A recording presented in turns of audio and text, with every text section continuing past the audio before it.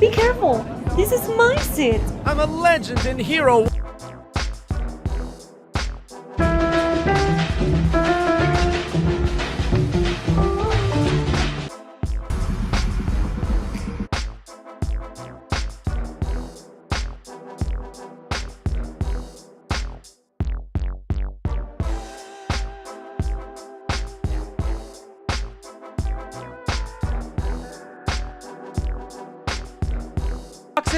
They match the Niners ground game.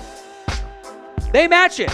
They don't run the ball inside much. A lot of outside zone. They don't face a lot of light box, a lot of stack box. These boxes, stop boxes, they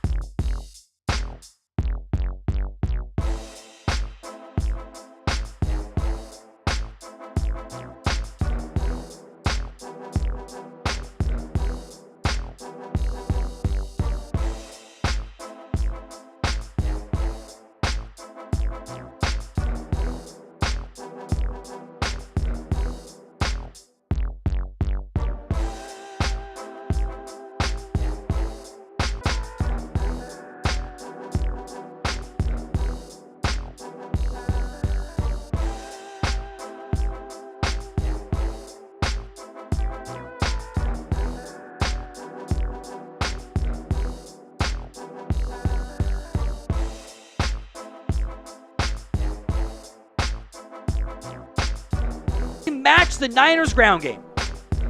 They match it.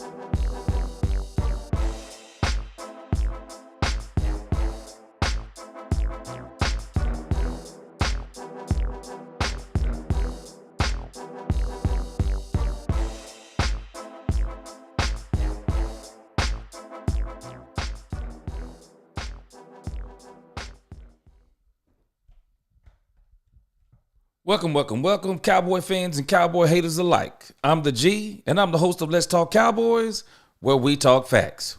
Oh man, let's talk facts. We got a lot to talk about today, so we won't do a lot of fancy graphics and things of that nature because what we're going to be mostly focused on today is this interview that Mike McCarthy gave. And I'm going to keep it a bean, as those young folks say. Man, I'm going to keep it 100. Mike McCarthy has me worried. The Cowboys are coming fresh out of a bye week. And we know there are some things that have transpired. I mean, Dak Prescott got engaged to his girlfriend, his baby's mother.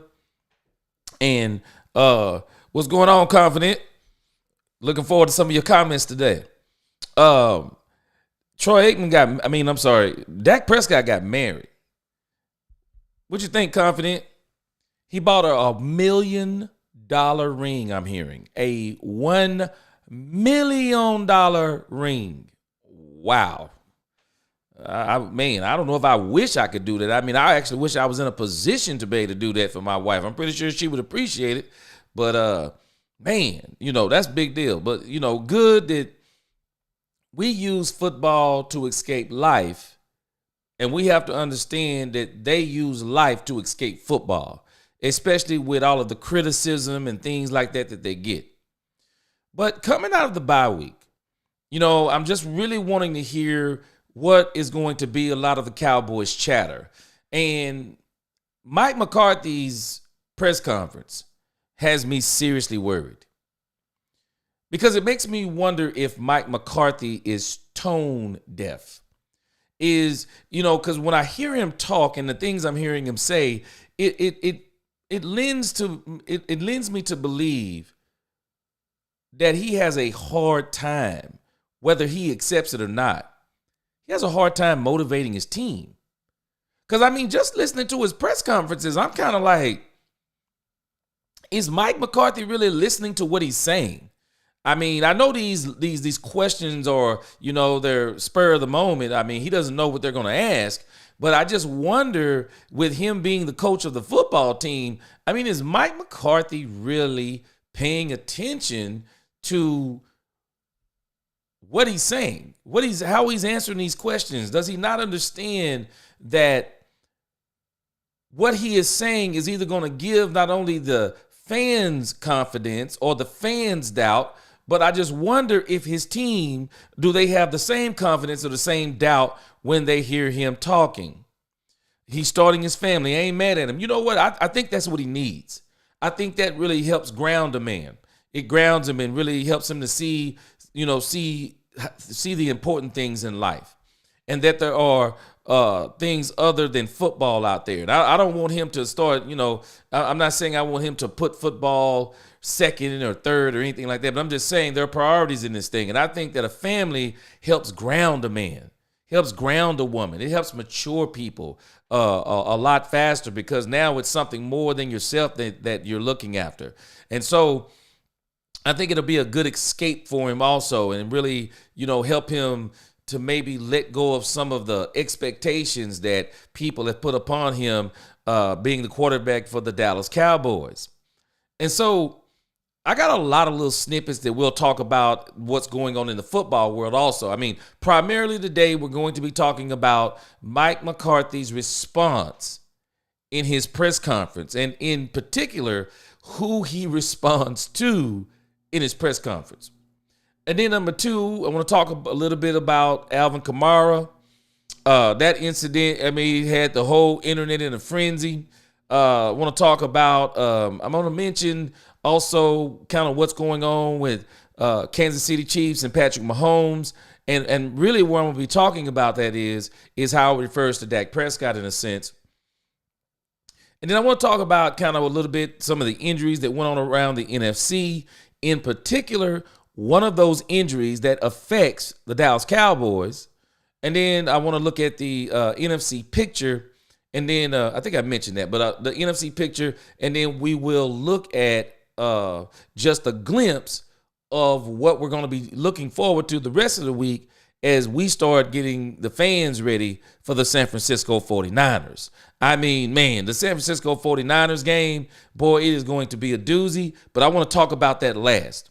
So first, let's get into this thing with Mike McCarthy.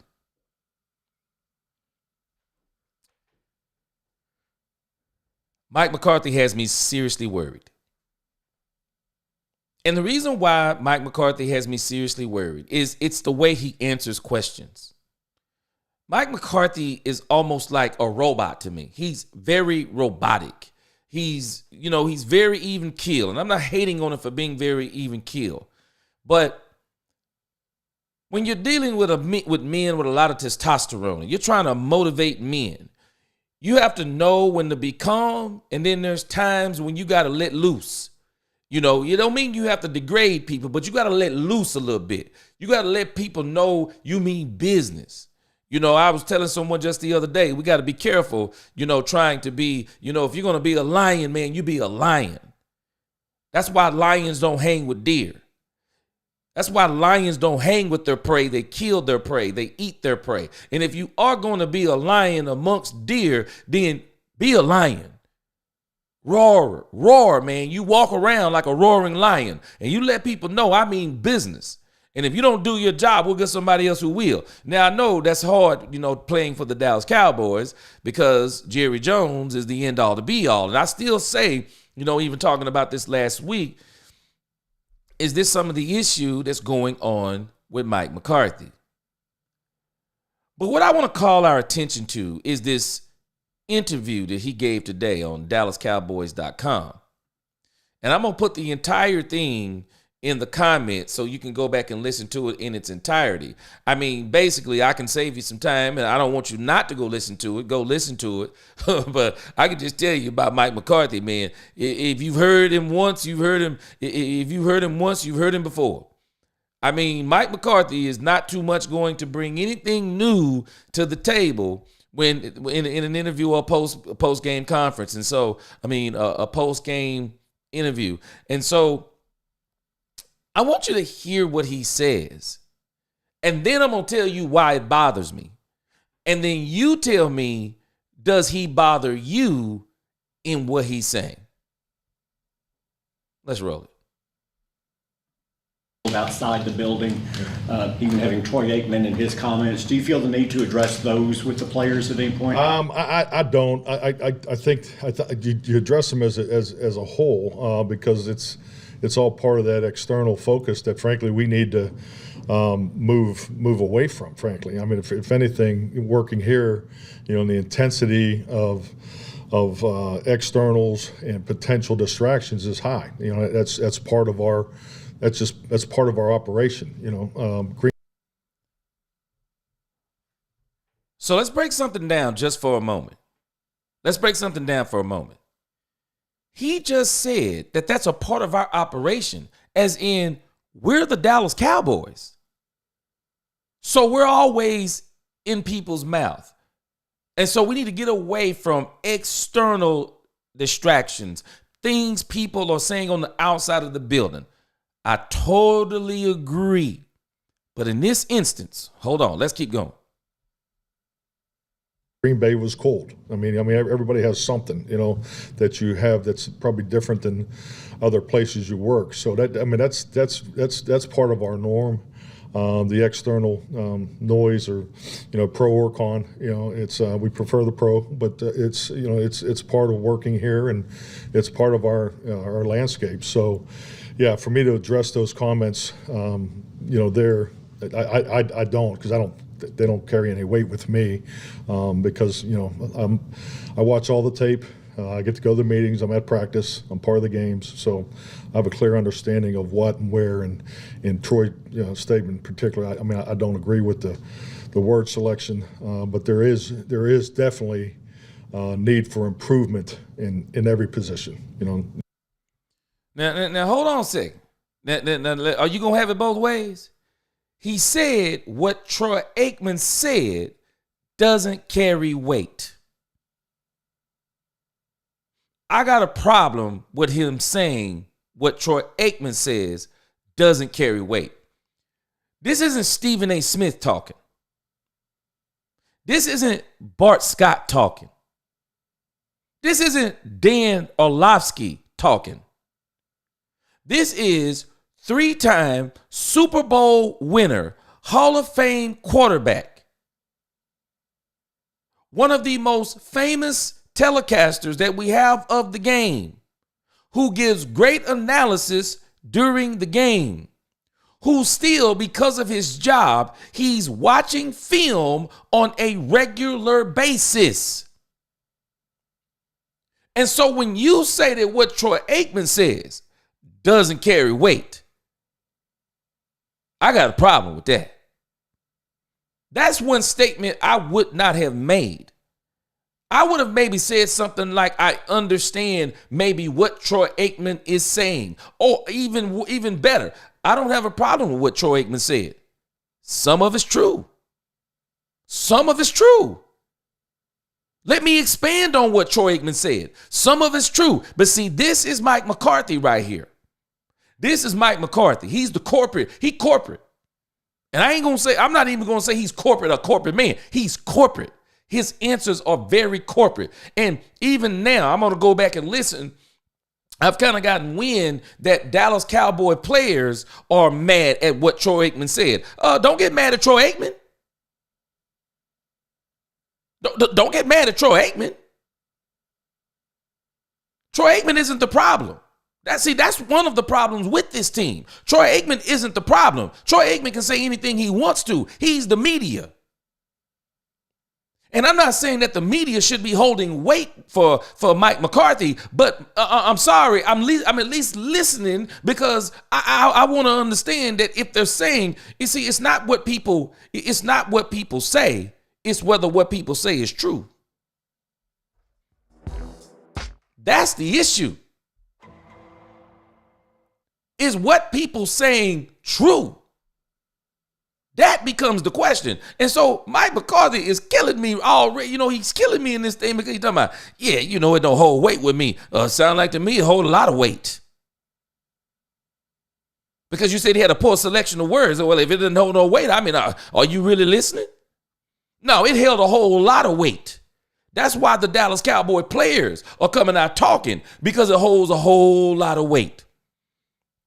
But let's hear something else he says, because I'm going to really show you where, we got to learn how to read between the lines when men be saying things. you bet it carries weight with number 4. Whoa, boy, you better tell him Frederick. He ain't lying. I don't care what anyone says. I told somebody on X this past week, I'm sorry, Dak Prescott, you ought to be sending Troy Aikman dinner. You ought to be sending Troy Aikman dinner this week, because he did something that you are not willing to do. And I'm going to tell y'all something. I'm not going to trip on Dak Prescott. You know why he's not willing to do it? Because his coach is not willing to do it. We got to be careful who we associate ourselves with. And I'm always worried, because I'm always hearing, every time you look up, Dak Prescott defending Mike McCarthy. And just for a moment, just bear with me for a moment. Let me let you hear this part. Let me see, did I still? Okay, I think I closed that out. Okay, I'm going to pull something up that I talked about a few weeks ago, because Dak Prescott himself does not realize he's literally indicting his own coach. Because when they're asking him about his own coach, when they're asking him about, what can you do to get better? What can you do? And Dak Prescott says, practice harder. And as a matter of fact, I don't even have to go to the video here. Let me see here. And then I'm going to get back to Mike McCarthy. But this is a very deep explanation that he's giving. And that's why I really want us to get some detail in this. Because it's so funny that the person that's actually asking him the question in the press conference, I think it's actually Nick Harris. And Nick Harris reported October the 17th, 2024. Look at this headline. Why Dak Prescott, Mike McCarthy are looking at Cowboys practices as a reason for struggles. But I think this headline is a little misleading, because I want you to go back and think about what Mike McCarthy said. He doesn't need any external talk, because he's watching the practices. He's watching the film. He's coaching the game. He's saying that his evaluation is better than Troy Aikman's. You know why I got a problem is at? The problem is it's not translating on the field. You can tell me anything you want to, Mike McCarthy, about what you're watching and why we shouldn't be listening to Troy Aikman, or why you're not going to listen to Troy Aikman, which is kind of funny that you're not listening to Troy Aikman, but it sure sounds like you heard a whole lot of what he said, because you said you don't like his choice of words. But see, that's what people don't understand about the press. I mean, understand about people who are reporting on the team. You don't get to choose their words. Watch this.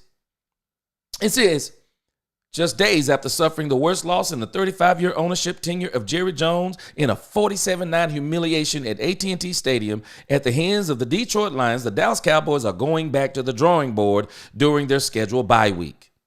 In a game where the Cowboys were outmatched in every facet, the physicality and toughness of the team has been put under the microscope after a 6-game stretch that saw Dallas mostly get overwhelmed by physical styles of play. Yes, by physical styles of play. It's not something that I can just flip. It's not just something that can just flip overnight. And the leadership of the team agrees, as focus is being put on how the team can reposition its approach to practice during the week. In his post-game availability, he called out how the team only tries to turn it on one day of the week and how that translates on the field. Watch this. Dak Prescott said, "We've got to practice harder." Simple as that, Prescott said. You can't turn it on Sundays. I know I've said that before to the guys. He's not only said it to the guys. Do we not realize Dak Prescott has said this not only once, but he said it twice in his press conferences. And why does Dak Prescott keep saying we need to practice harder? Why does he keep saying that? Because I think that Dak Prescott is saying something, that he is seeing what Troy Aikman is seeing.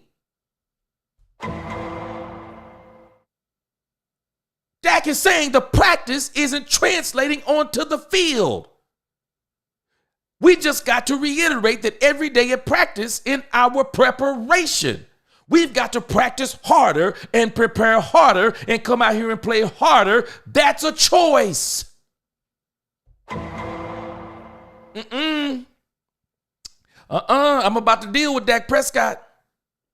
Dak Prescott, he's a very positive individual. I would love for him to be the quarterback if I own the team. Dak is a great leader. Dak says things. He's trying to encourage his team without destroying their psyche. Because we all know, see, this is what we're not realizing. The Dallas Cowboys are not a soft team because they're not physically tough. They're a soft team because they're not mentally tough.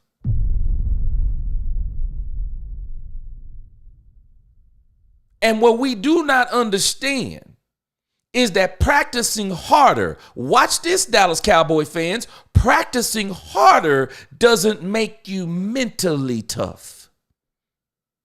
What makes you mentally tough is what is being put inside your skull.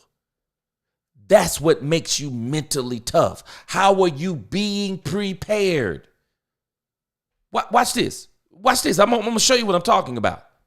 Watch Mike McCarthy's response. In response to those comments made by his quarterback, head coach Mike McCarthy coincided. Let me tell y'all something. Nick Harris, he's with Fort Worth Telegram. See, he trying to play political games here because he writes for the Dallas Cowboys. So he doesn't want to make the Dallas Cowboys franchise mad.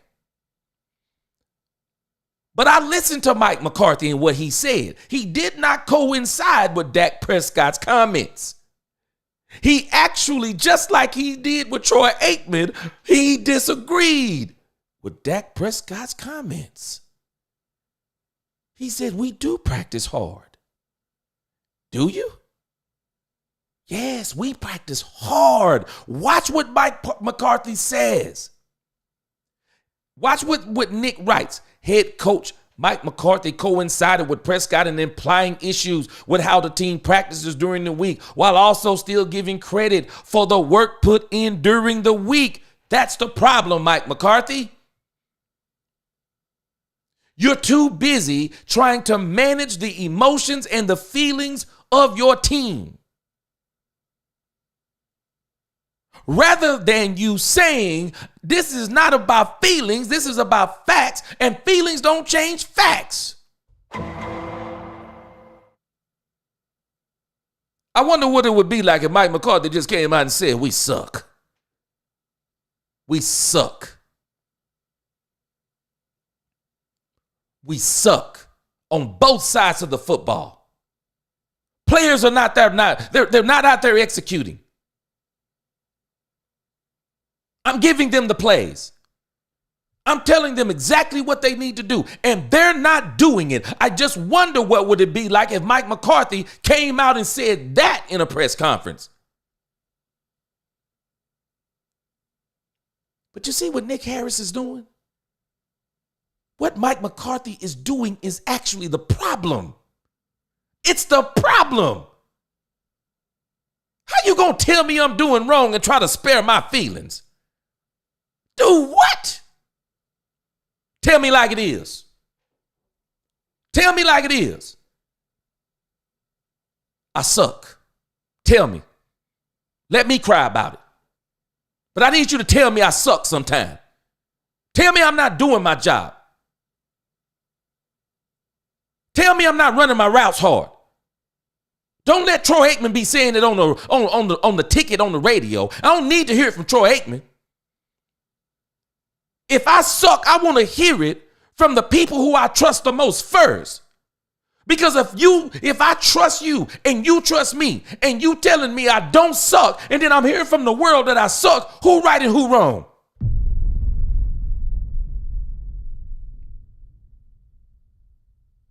This is why I'm worried. This is why I'm worried.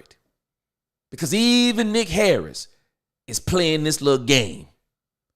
We're gonna make sure we're gonna spare the feelings of the Dallas Cowboys franchise. We're gonna spare the feelings of the Dallas Cowboys players.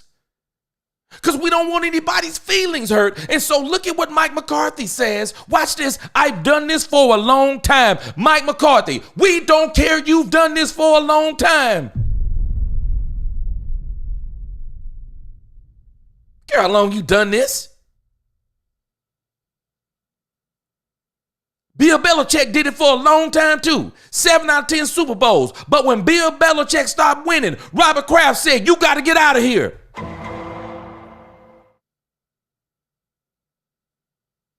Don't care what you've done for a long time. We talking about right now. What are you doing? What are you doing, Mike McCarthy? Just listen to what he says. There's a difference between practicing hard and practicing well. They practice hard. We're not practicing well enough. Oh, I'm about to get Mike McCarthy on this. Watch this, y'all. So let's put the blame where it belongs, Mike McCarthy. You know why Mike McCarthy obviously can't say they suck? My sons played football, and I'm not saying that compares to professional football. But I know a little something. I mean, I'm not saying I'm an expert, but I know a little something. If the team is practicing hard, but they're not practicing well, is that the players or the coach?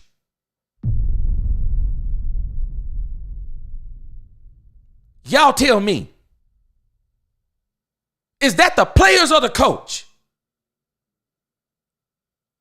Because if you telling me that they're practicing hard, but they're not practicing well, it's a lack of direction that they have, and it's not a matter of effort. Man, Mike McCarthy better miss me. I'm Jerry Jones. You better miss me. I bet not hear come out of your mouth again, Mike McCarthy, that the team is practicing hard, but we need to practice better. That's you, Mike McCarthy. That's you.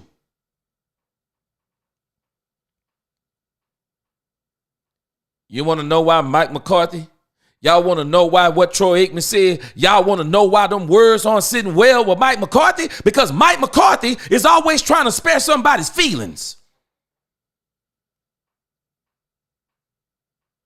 Because it's not in Mike McCarthy's nature to say you played like trash. It's not in Mike McCarthy's nature. It's not in Mike McCarthy's nature to get in somebody's face and say, I showed you this during the week, and you get in the game and you don't execute it. Sit your butt on the bench. Y'all don't understand. I come from a different era. I remember playing football in school. We had a guy made a mistake in a game. The coach told him, sit your butt at the end of the bench. At the end of the bench. Now, anybody who know anything about football from a middle school to a high school standpoint, do y'all know they don't let you sit on the bench? You might stand on the sideline and not play, but you don't get to sit on the bench. Y'all ain't never noticed this, have you? You ever noticed that nobody sits on the bench at a high school football game?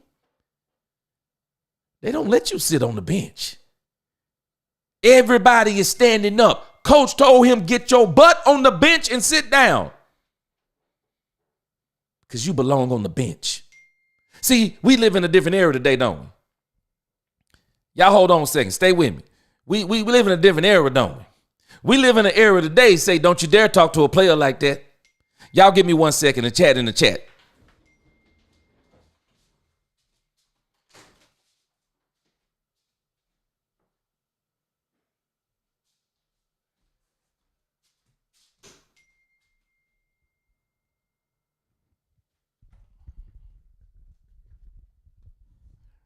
See, y'all, we in a different era today. See, we in an era today. See, you can't say stuff like that because grown men will get their feelings hurt. See, people don't understand. This is why Deion Sanders don't want to coach professional football. Because Deion is saying that he needs to be able to talk to men and tell them when they're not playing right without them getting their feelings hurt because they making $1 million.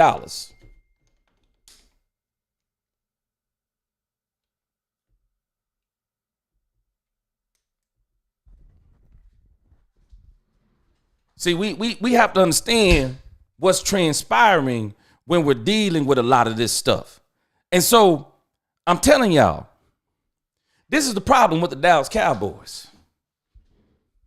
And I don't know if this is because of Jerry Jones or not, but this is the problem with the Dallas Cowboys.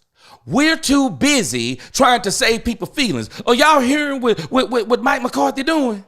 Mike McCarthy is saying, I can't dare say what Dak Prescott is saying. We got to give Dak Prescott a little bit of credit, don't we? We got to give Dak a little bit of credit because Dak is saying something that we're not realizing his own head coach won't say. Dak Prescott saying something. We ain't practicing hard. And because we're not watching film, we're not even paying attention to the details. We're not doing a whole lot of things. And Dak Prescott keeps running around here championing Mike McCarthy, not realizing he's indicting Mike McCarthy. He's indicting him. At every return, he's indicting him. Let me catch up on a few of these comments on here y'all got. And then we're going to get back into Mike McCarthy's interview. Male line only hang around themselves. Yes. Bet it carries weight. Yeah, we said it carries weight. Leadership reflects attitude, Big Mike. Yes. That's the problem. Mike running around here tripping. Mike is indicting himself when he says, we need to practice better. We ain't practicing well enough. That's you, Mike. That's you, Mike McCarthy. Cap 805, he said no cap 805 said Cowboys gonna finally beat us. Cowboys gonna finally beat us. Debo and Jennings won't play this week. Whoa, hold on, no cap. You must be a 49er fan. I need you to hang in here this entire stream. We gonna talk about that. We are going to talk about what that thing that you just mentioned. Yes, sir, Brother Roderick. Preach. Exactly. Yes. Come the Cowboy, he will be speaking the truth. I'm telling you, we're going to speak facts. The truth may sting coming from the head guy, but in the end, those players will respect it. Say it, Frederick. I want to hear the truth from people I trust. Don't tell me I'm great, and then when I walk out in the street, everybody telling me I'm trash. I want to hear it from you so when I walk out in the street, it don't sting me anymore because I know I'm trash now. I know I need to get better. Not only have you told me I'm trash, you told me what I need to do to be better. When you tell me what I need to do to be better, I'm good. You're going to work with me. You've identified it. Good evening, Nisi. What's going on? Yes, coach. Roger Ford said he needs to win Dallas a Super Bowl since they're the reason he can waste $1 million on a ring. You talking about Dak Prescott. And it was all good with Troy talking about wide receivers whenever Dak is the real problem. Roger, I'm sorry, bro. We talk facts around here. I'm going to show you, if you hang around, I'm going to show you and everyone else a stat that is astounding and nobody wants to talk about it. Dak Prescott is not the problem with this team. If it was not for Dak Prescott, this team would be 0-6. Jerry Jones' toes are probably curling up in his shoes because people keep talking about tanking and soft rebuild. If it wasn't for Dak, Jerry Jones would probably be picking in the top 5 in the draft. Dak Prescott said, not on my watch. You and Mike McCarthy can play the fool up in here all y'all want to and sabotage this team, but I won't be doing it. The only way I'll be doing it is you going to make sure everybody around me don't play well, but I'm going to do the best job I can. We don't understand something. Everything is being spelled out. It is a coaching problem. Talk media. What's going on, Angie? This is a coaching problem. Niecy said, my high school coach benched his son. You better say it. I'm telling us, man, people don't understand what real coaching look like. Step in some of these Texas high school teams and just, I'm telling you, step on some of these Texas high school teams football on sideline. You will know what coaching look like. They be, man, I'm telling you. There's a reason when you look at them teams that be the top teams in high school, check them coaches out. Niecy, we had a guy, his son was the quarterback at the high school. His son made a mistake. Niecy, he tore him up so bad, I felt sorry for him. My wife felt sorry for him. He shouldn't be doing his son like that. I mean, I feel sorry for him, but it is what it is. He sent a message to the whole team. If my son make a mistake, and I'm going to get in his face, I'm going to grab him by the shoulder pads. I'm going to spit in his face while I'm talking to him and tell him to get his butt on the bench. What you think I'm going to do to y'all? That man put everybody in check. Maurice says because Mike is soft.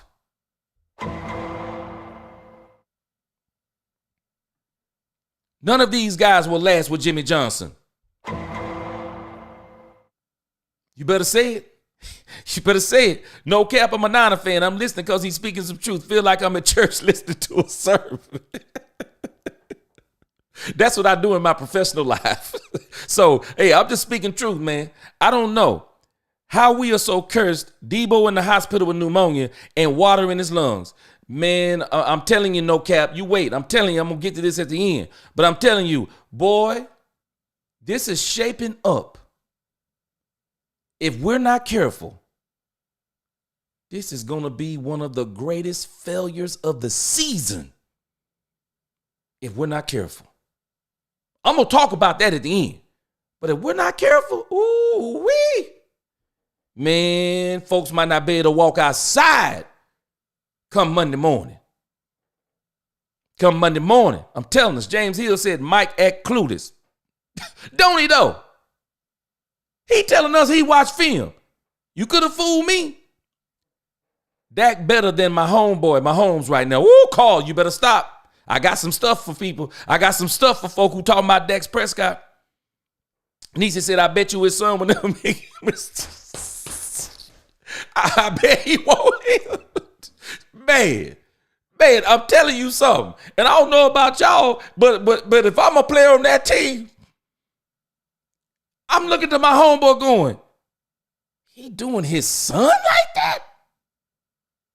He doing his son. And you know what that does even for the parents? Even the parents are watching saying, he doing his son like that? Ain't no favoritism on this team. So if he said my son made a mistake, if he say my son not playing well, I believe him. Mike McCarthy don't understand something he's doing. He's coddling his players.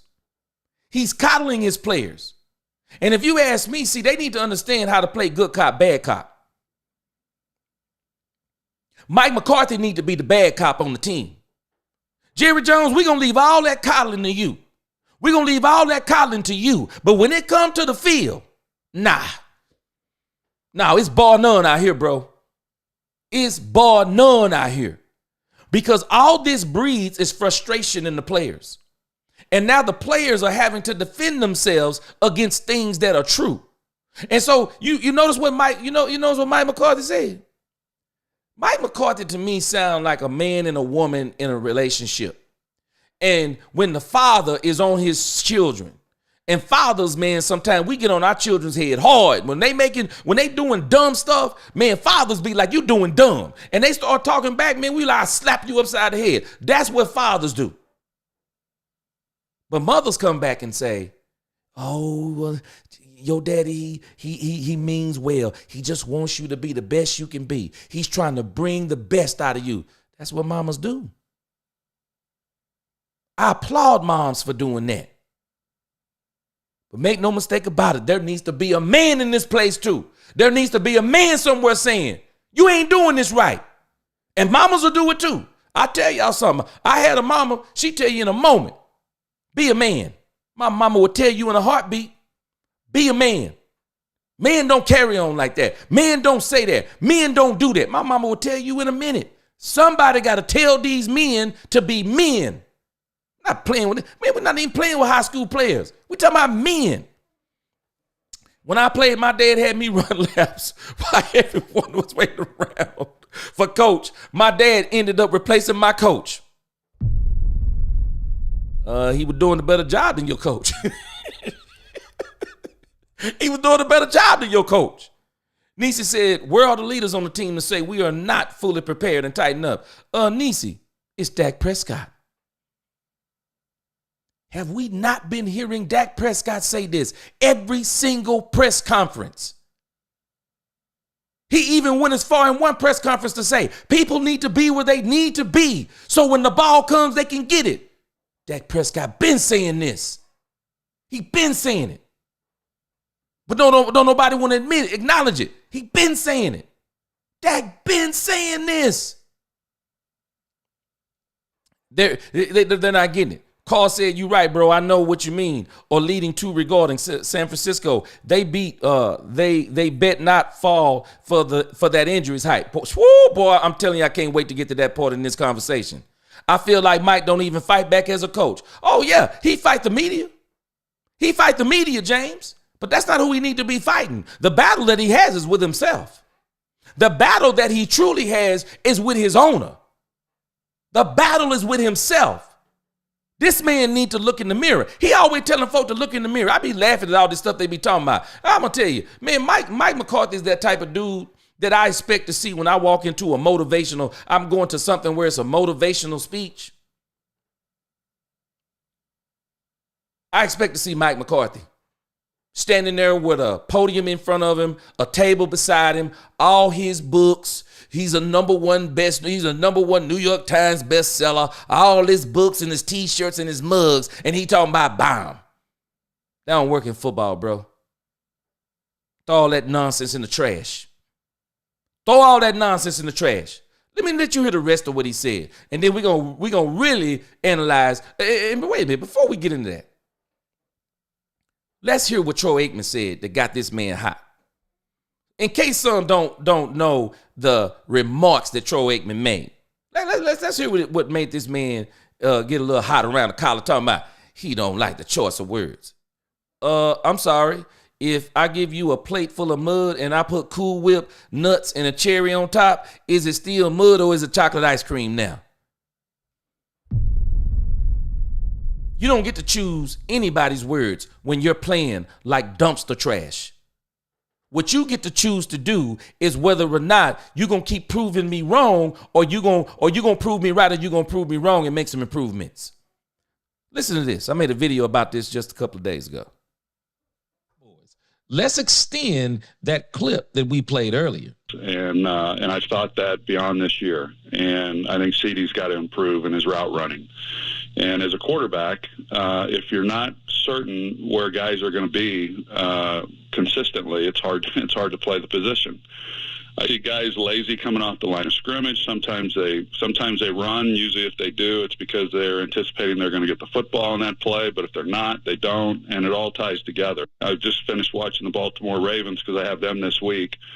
You put on a film of theirs and watch their receivers run routes, and they come off the football. And so do San Francisco's and Green Bay's and others. And I'm not speaking for Dak. Dak may say, hey, I think everything's amazing. But as a former quarterback watching it, it's got to get a lot better. Y'all hear?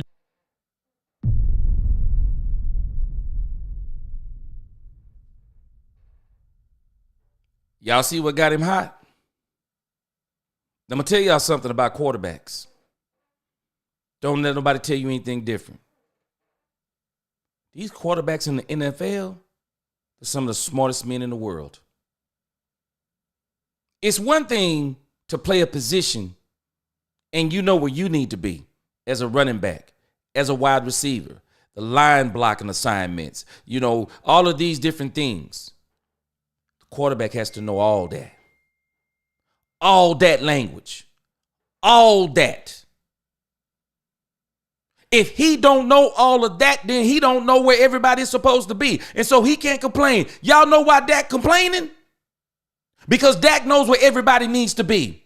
And he's saying something. They're not there. CD not there when I'm looking. And he's supposed to be here. Dak falling on the sword for CD Lamb. But I'm telling y'all, he's saying something. He ain't where he's supposed to be. People are not where they're supposed to be when I'm throwing them the football. And I love, you hear what Troy Aikman did? He not only said they were not doing what they were supposed to do, he compared them to the Ravens. He compared them to the 49ers. He's saying everybody he watching every single week. Watch this, y'all. Y'all better listen to what Troy Aikman just did to Mike McCarthy. He destroyed him. He not only destroyed Mike McCarthy, this is why those receivers are in an uproar. Troy Aikman not even covering the Dallas Cowboy game and went back and watched the tape. You better tell me this man don't care about the Dallas Cowboys. This man is telling us something. I'm watching tape on the Cowboys before I even got them even for a game. Troy Aikman is telling the world the best way he can without flat out coming out defending Troy Aikman saying, defending Dak Prescott. He's defending Dak Prescott by saying it's hard to play the quarterback position like that.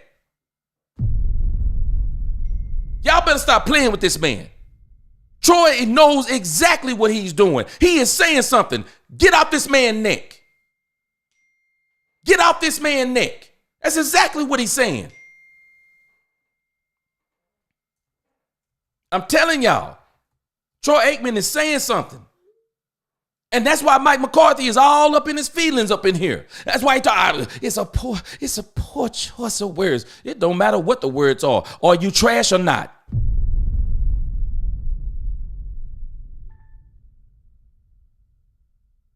It don't matter what the words are.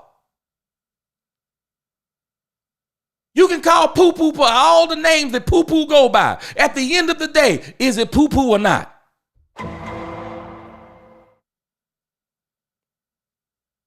That's Mike McCarthy's problem. He's trying to manage men's emotions. I tell folk, I don't manage folks' emotions. I tell the truth. I don't come up in here to manage people's emotions. Oh, how they gonna feel when I say? I don't care how they feel when I say it. If it's the facts, it's the facts. Facts don't care about feelings. Facts don't care about feelings. This is Mike McCarthy's problem. And this is why I'm worried. Because where is this man's head coming out of the bye week? Because from everything I'm hearing in this press conference, guess what? I'm worried. No Cap said people laugh when I say if Dak was on the 49ers, he would be an MVP. Give him them weapons that they have. Man, give him them weapons that Jared Goff got. No Cap. You notice how Brock Purdy look now? Anybody noticing how Brock Purdy look now? And I'm not saying Brock Purdy look like absolute trash. But he ain't looking like that Brock Purdy that everybody talking about he gonna get paid more than Dak, because at the rate he going, people better stop playing with Kyle Shanahan. Boy, y'all don't understand Kyle Shanahan. Do y'all know that Jimmy Garoppolo got Kyle Shanahan to a Super Bowl and he went and got Trey Lance? Y'all don't understand something about Kyle Shanahan. Kyle Shanahan see the opportunity to go in there and get a quarterback that's better than Brock Purdy. Boy, these folks will be crying about Brock Purdy. Shanahan to get him and have Brock Purdy on 1 year notice. I'll pick your 5th year option up, but I'll put you on notice. Y'all don't understand something. Kyle Shanahan, you know why I'd love for him to be my coach? Kyle Shanahan, going to the Super Bowl ain't enough. He want to win one. Folks not hearing me. Confidence says, no Cap, you right. Niecy, I need to see all that passion on the sideline. Hey, Dak, channel your inner Troy Aikman and cuss cuss Mike out of the entire team. I tell you what, Niecy. He got $60 million a year. 4 years guaranteed, $230 million. Dak Prescott can throw he can take that play sheet and throw it on the ground, and Mike McCarthy got and dance on it if he want to. He ain't going nowhere. Dak Prescott need to understand some things. He can do some things now. Because it don't matter what you do now. You can cut me you want to, but I'm getting my money. Dak gonna have to start getting in some people's face. James, Troy is spot on. Boom. Coop said they know during practice that week that they aren't getting the ball, a.k.a. I'm loafing.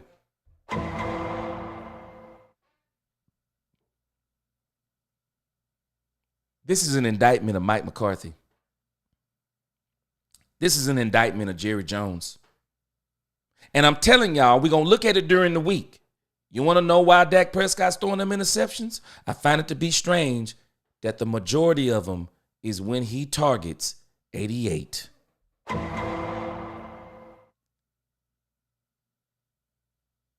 Dez Bryant was not as talented as CeeDee Lamb. But I don't know anybody who would choose CeeDee Lamb over Dez Bryant. What Dez Bryant lacked in route running, he made up for it in spades in tenacity. You don't have to worry about Dez Bryant. Dez Bryant on that field, Dez Bryant is going to lay it on the line. He going across that middle. Dez Bryant was going across that middle, and he didn't care if the safety was going to come down and hit him or not. And if he missed him, Dez gone. Dez didn't have to run the route tree. Hey, I'm going to run straight down the field, throw it up. Ain't nobody can out-jump me. Dez Bryant, not only was he going to give it to you on the field, when Dez Bryant hit that sideline and folks ain't playing right, he was just like Michael Irvin. He in everybody's face. Even CeeDee Lamb was as talented as he is. He's a finesse receiver. He trying to get in Dak Prescott's face about not throwing him the ball and they losing. I don't need you in Dak Prescott's face when you losing because you want to get your stats. You want to get the ball. You want to do your dances in the end zone. No, we need somebody. Their focus is winning. You the last person need to be complaining about Dak Prescott because Dak Prescott got you the bag, bro. Dak Prescott need to start standing up a little bit more on these players. Standing up a little bit more on these players because they ain't playing. They're not acting right. And this is why they all up in their feelings now. They trying to have a rebuttal against Troy Aikman said. Dispute it. I said it before, confident. Dak is cerebral. Peyton Manning said it. Aaron Rodgers said it. Tom Brady said it. I'm sorry, I'm taking that over all the haters. I'm taking that to the proverbial bank. People calling Goff the best quarterback in the NFC. He just got the best team. Boy, they do not understand the team this man has. I was just telling my son today, keep playing. Goff got a Super Bowl roster. It was either today or yesterday I told him, man, Goff got a Super Bowl roster. This man don't have one running back. He got two running backs. He ain't got one wide receiver. He got 2-3 wide receivers. This man got an offensive line. Now, I'm going to tell you, they going to pay for what they did against the Dallas Cowboys. Dan Campbell going to pay for what he did. Dan Campbell made it his business, knowing the Dallas Cowboys were injured, knowing they were young, knowing they were not as good as he was. He went out there and annihilated the Dallas Cowboys. And I ain't got no hate on it. They should have stopped you. But you had your number one defensive player in a game that was out of reach. He went out there and snapped his leg. And somebody says, oh, no, that's football. You take a chance every time you hit the field. Y'all can miss me with that talk. I don't need Dak Prescott in a game and it's 34-0, 34-3. 30, if we're getting trounced out there, 40, 39, 38-7, whatever the case may be. Hey, Dak, you know what? We're going to call it a day, bro. We're going to let you live to fight another day. I know your pride wants you to be out there to the last snap. But we're not going to let you be out there until the last snap, as in something gets snapped on your body. We're not going to let your knee get snapped, your leg get slapped. No, Dak, sit your butt down. You're the franchise. Do y'all know that player, Hutchinson, I think his name is, was the franchise? This man was the franchise on defense. Detroit going to pay for that. They're going to pay for that down the field, but I digress. Let me read these comments. We're going to get back to Mike. Mike need to stop doing slants and curls. They are just playing basic high school football, and everybody else has a progressive playbook. Hey, man, I live up here in Dallas. They need to go get one of them offensive coordinators or coaches from DeSoto or Duncanville. They run better plays than Mike McCarthy. There are college coaches running circles around Mike McCarthy. College coaches. Mike McCarthy is indicting himself. Because if they're practicing hard, now you got to tell me, how do they practice better? How they practice better? How they do it? Because doesn't that involve you? What's going on, Torres? I always thought CD was a number 2 receiver. Hey, you saying it? Because at this point, can we argue with you? He needed Amari Cooper. Amari Cooper was the perfect receiver to be with CD Lamb. And this is why I kept telling folk. They can tell me anything they want to. Devontae Adams was not the right receiver to be with CD Lamb. Because I'm going to tell you what Dak Prescott would have did. Dak Prescott would have lit the field up with Devontae Adams. Jerry Jones would have had to sit Dak Prescott down and do exactly what it seems that he's doing now. Hey, I need you to make sure no matter what you do, CD get the ball. Dak would have been turning it up with Devontae Adams. I'm telling y'all. No Cap says Purdy is a great story, but that's it. Just wait till Kyle gets his Josh Allen 49ers. Ain't paying Purdy. No one ready for that convo. No Cap, I've been saying it. People better stop playing with Kyle Shanahan. That man ain't trying to win games. He's trying to win a Super Bowl. And he wanted so bad, if he gets an opportunity, I'm gonna give a conversation. I was having this before I got this Cowboys channel. Boy, y'all want to hear something that people didn't want to hear? If the Cowboys would have let Dak Prescott hit that free agency market, I promise y'all, Dak Prescott changing up the whole draft. Dak Prescott would have changed up teams. Because I'm telling y'all, there's no way Kyle Shanahan would have knew Dak Prescott was hitting free agency that Brock Purdy going to be on that team the next year. Kyle Shanahan, I promise y'all, would have traded Brock Purdy to pick up Dak Prescott. Why wouldn't he? Because I'm telling y'all, there are coaches out there. Mike Tomlin himself, Dan Campbell himself, they're all talking about, y'all don't understand something about this man. This man's an assassin. The number 1 quarterback against the blitz is none other than Dak Prescott. Y'all want to know why teams don't blitz Dak Prescott no more? They don't blitz Dak Prescott. He eats on teams that blitz. So you know what teams do? We'll be better if we can rush 4. If we're a team that can rush 4 and drop 7 in coverage, it's the only way to stop Dak Prescott. Y'all better stop playing. People don't understand how good this man is. He had a Super Bowl roster in L.A. Okay, who we... Let me know who you talking about, James Hill. Super Bowl roster in L.A. I'm losing track. Dak has a $240 million golden key. He can make things happen if he uses his voice. You better tell him the Cowboys Huddle podcast. You better tell him. Freddie Morales, Aiyuk out for the season with a torn ACL and Debo in the hospital with a fluid in his lungs. Woo! I'm telling y'all don't understand. This is shaping up to be one of the biggest failures of the season. Amari is one of the best route runners. Watch what Josh Allen do with him. Man got off the plane. Didn't even unpack his suitcase. Got off the plane and caught a touchdown. Y'all better stop playing with Amari Cooper.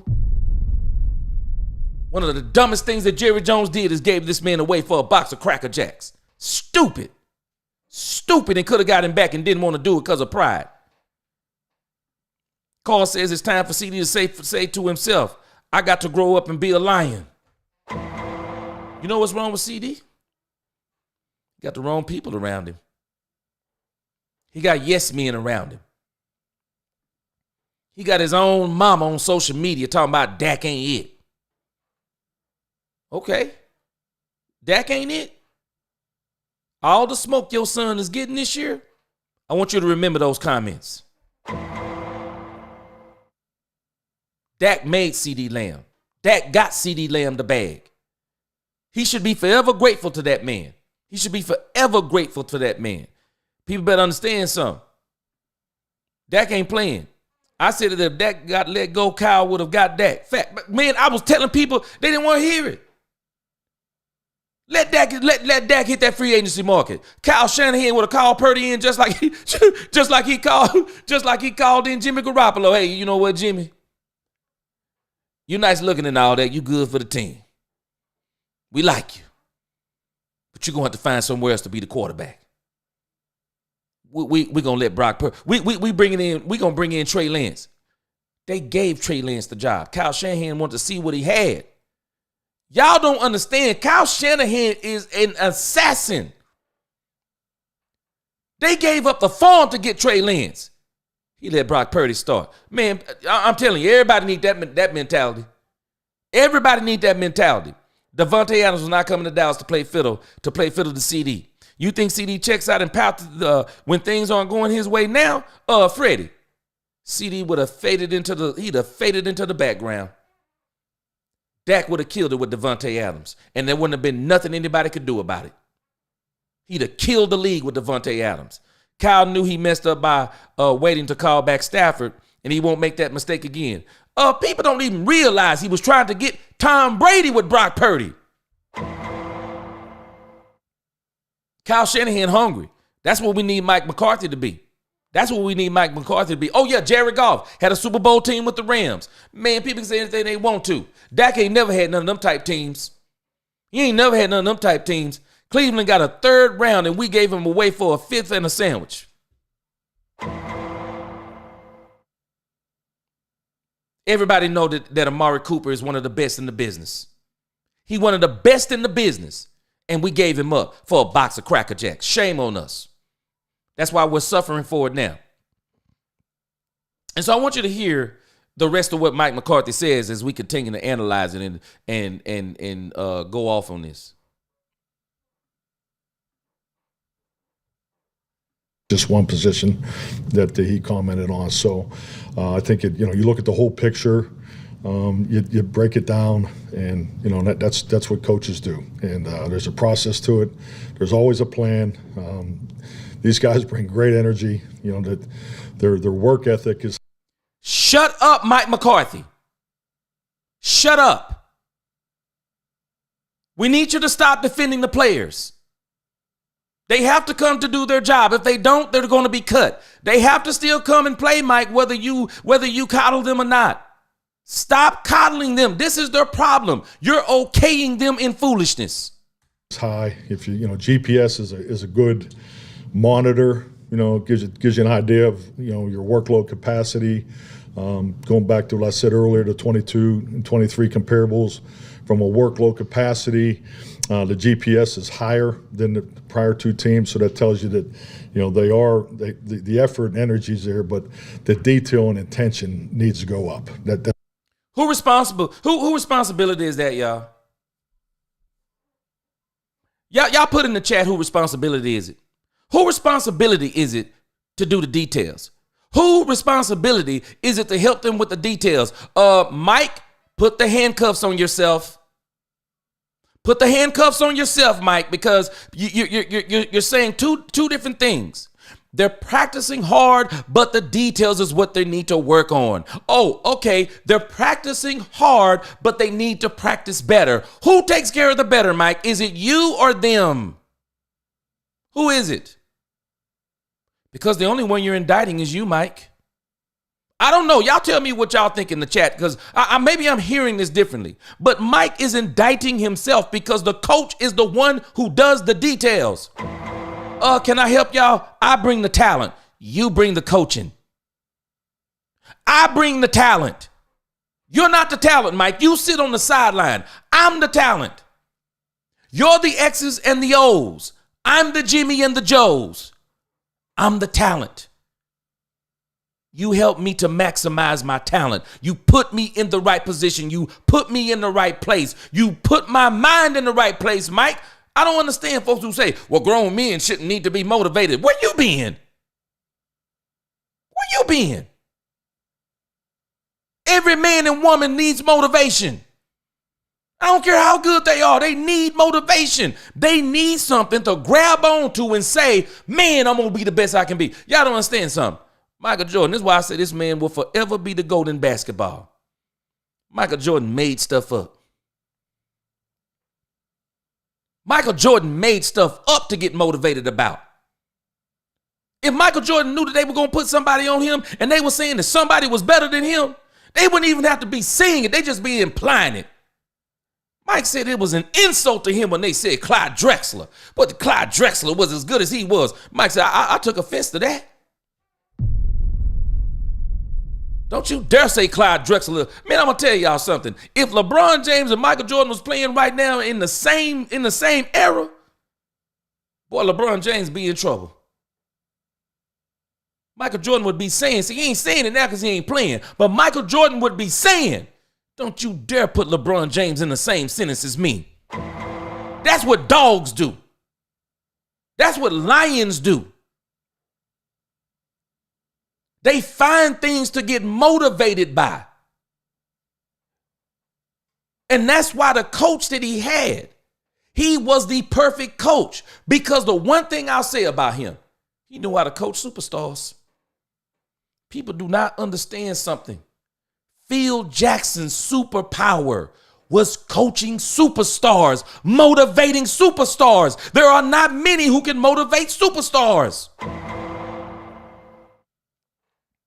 That's why we love Jimmy Johnson. Do y'all know what his superpower was? He could motivate superstars. Mike McCarthy is having a problem. He ain't got a lot of superstars left. And because he can't even motivate superstars, he definitely can't motivate these players that he has. That's his problem. And he keeps trying to coddle them. You don't manage superstars by coddling them. You give them things that motivate them. Just keep listening. We're going to get through this. That's going to be a big part of the message today. So we're not as detailed in a number of areas on our football team, which is normal for any football team that I've ever coached or been part of. So for it to be highlighted with a brighter light because of external opinions, that's not the way we work. We sell Scott every day, sell Scott, every week. And I think the biggest thing that's come out of this, just, once again, we met as a staff this morning at 7, and is we need to spend more time in group settings. Our coaches do a really good job because, 10 years ago, I felt that there was an epidemic of PowerPoint coaching, and we really spend a ton of time of making sure our players see a tremendous amount of video in the structured meeting time together. So we need to build off of that and make sure that we do that, not more in the individual. Where I'm going with this is we got to get away from as many individual meetings. We need more group because our connection between position needs to be higher.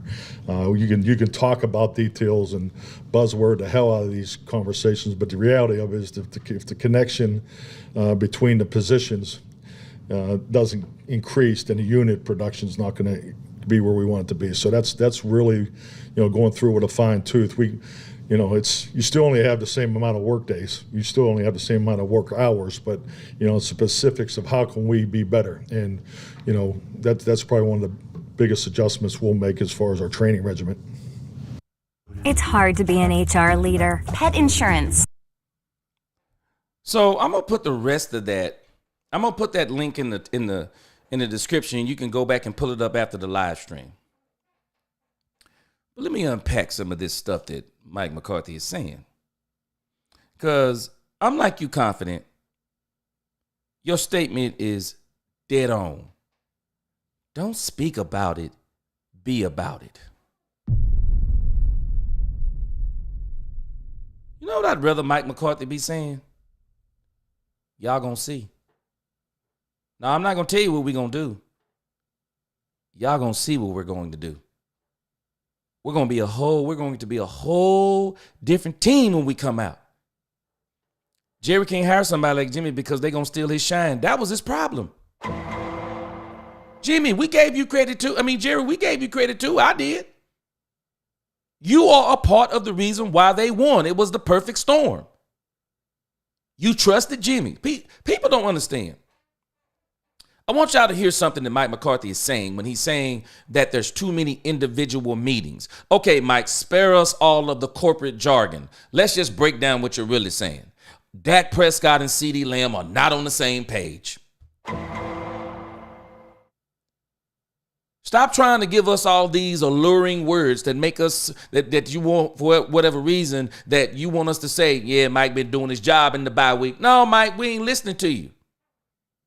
Who don't know that CD and Dak are not on the same page? And that's the position that you're talking about. Quarterback and wide receiver. And also Dak spreading that ball around to whoever is open. You got to tell Dak two things.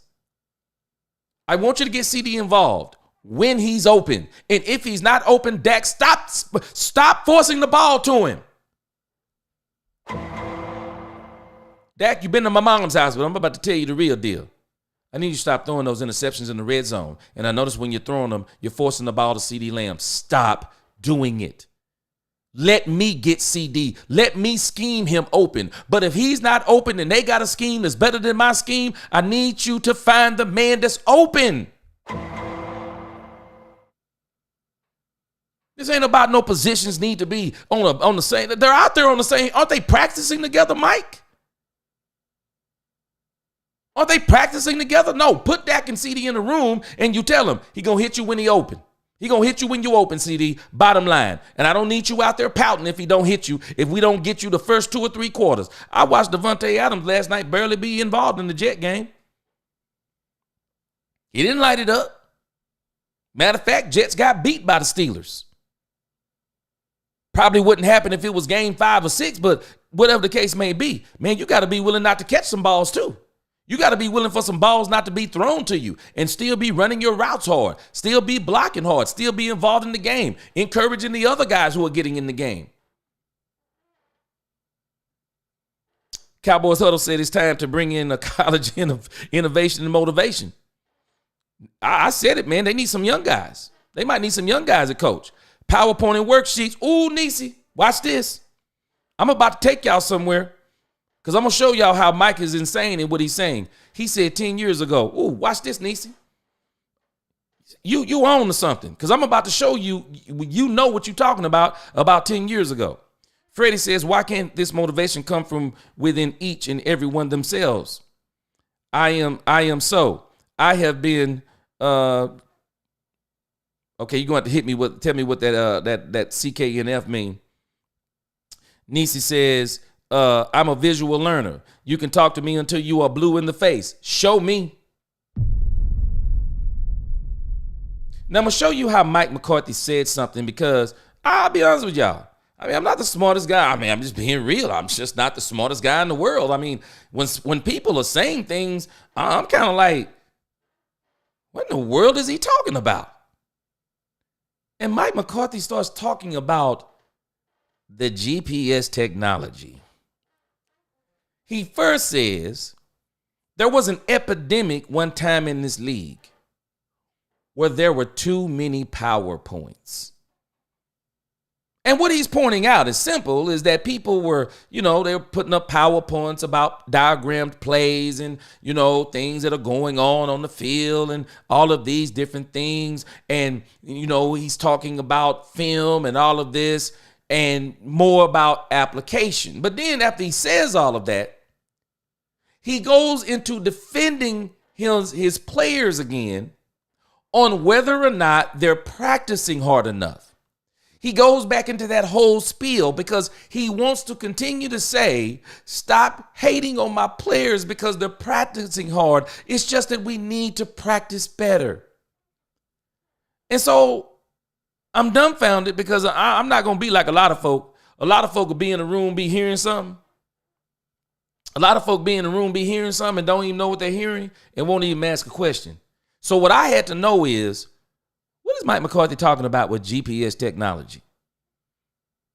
What do you mean the GPS technology is showing that the players are practicing harder? There is no accountability. You're right, Cowboy Huddle. The players are practicing harder according to the GPS. It's telling us this, and this. Let me tell y'all what I don't like about this new age. And I'm a person that is heavy into technology. I try to use it to the best of my ability to do and enhance things that I do. Freddie says, I have been confined to a wheelchair. Okay, my entire life, currently bedridden. Do you know what I would give to be able to suit up and line up with the boys? Woo! Say it, Freddie. There would be no need for anyone to motivate me. I'm with you, brother. I feel you on that part. I feel you. Nisi says, FYI, Dak, you helped CD break those records last year. Give someone else a chance and give them the ball. Yes. Now I'm about to drop this on y'all. Because I was like, what is GPS technology? What is this that he's using?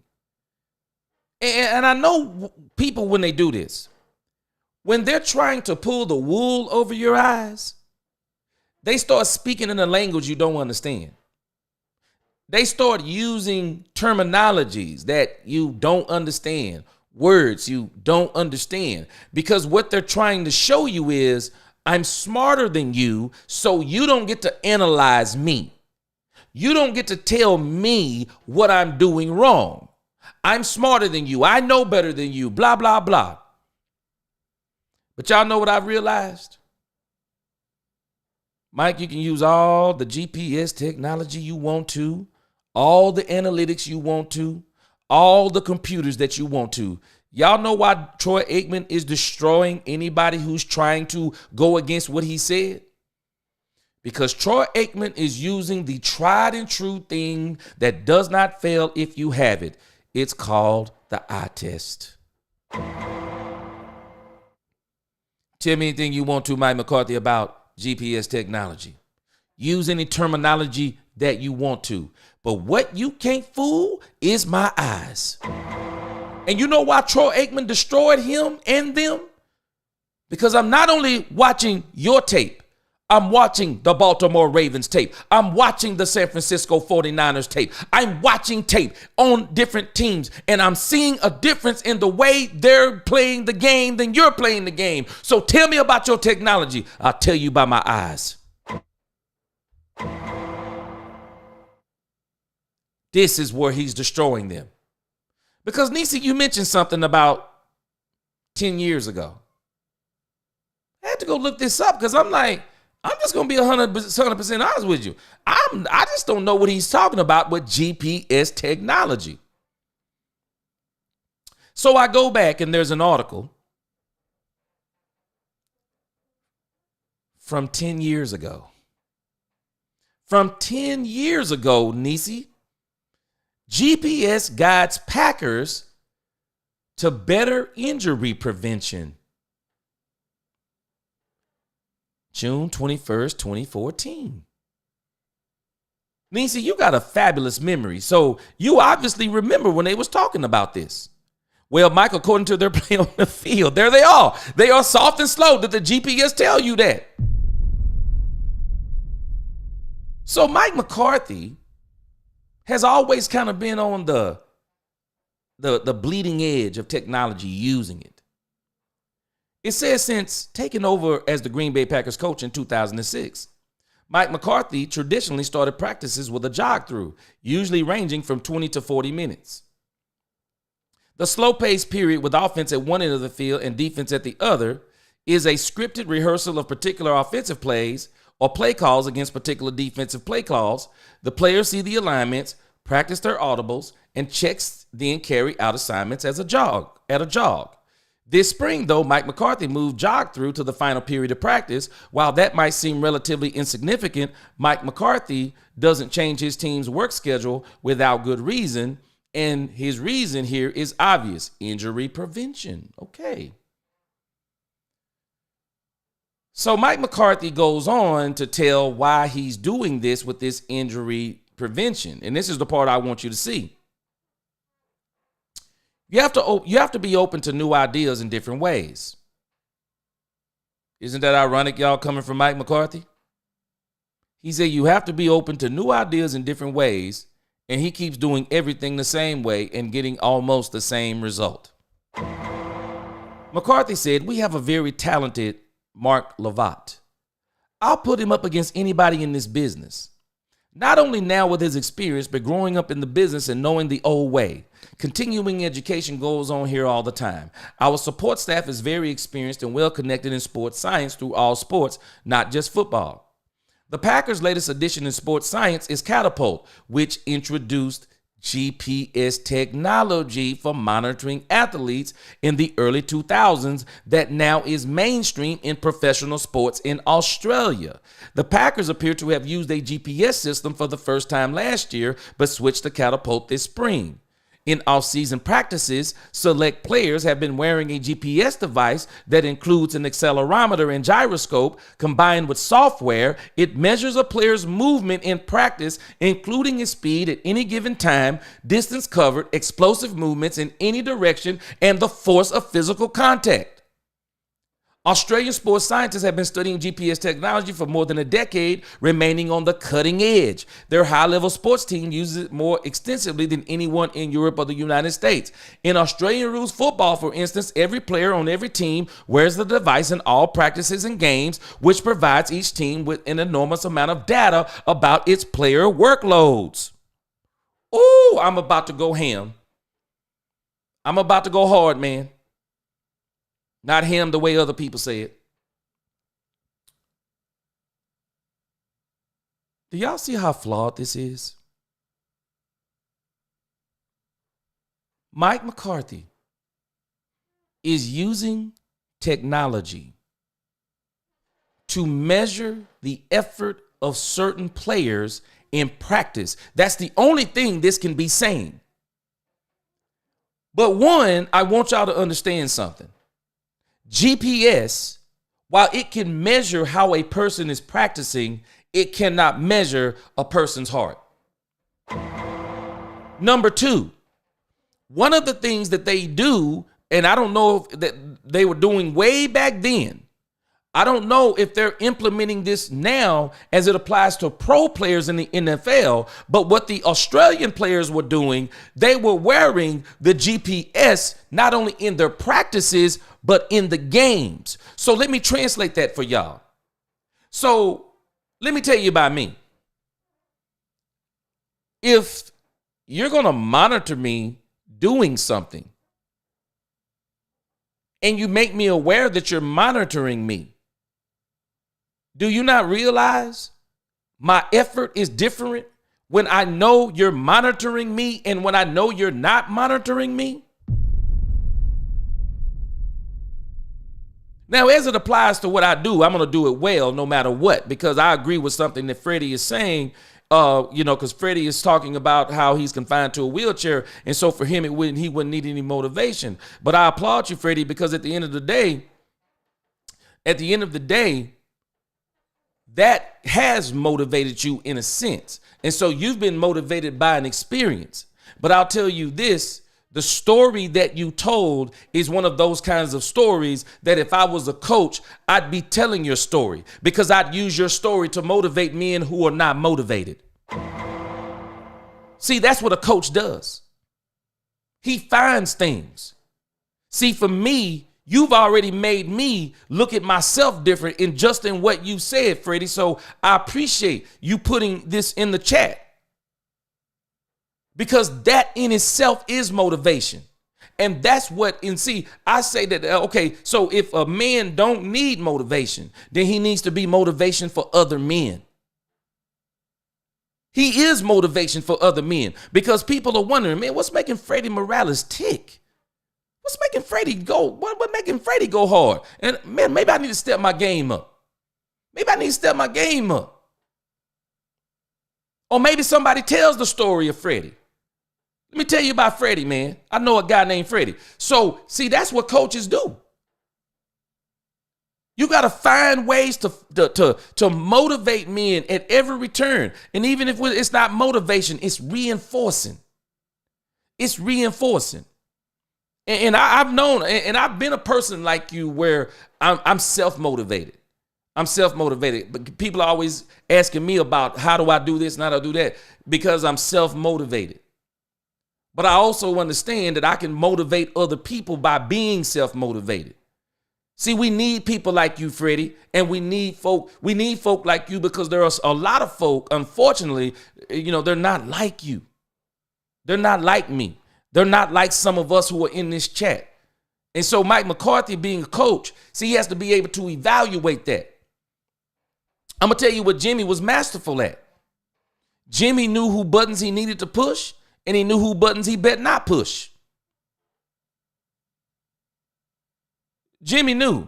I don't need to mess around. I don't need to mess around with Troy Aikman. I don't need to mess around with him.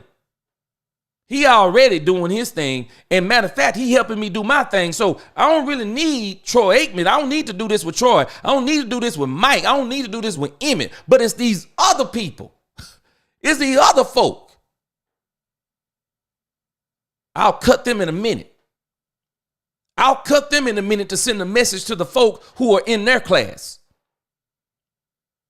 I ain't doing this for Mike. I'm doing this for the mother folk.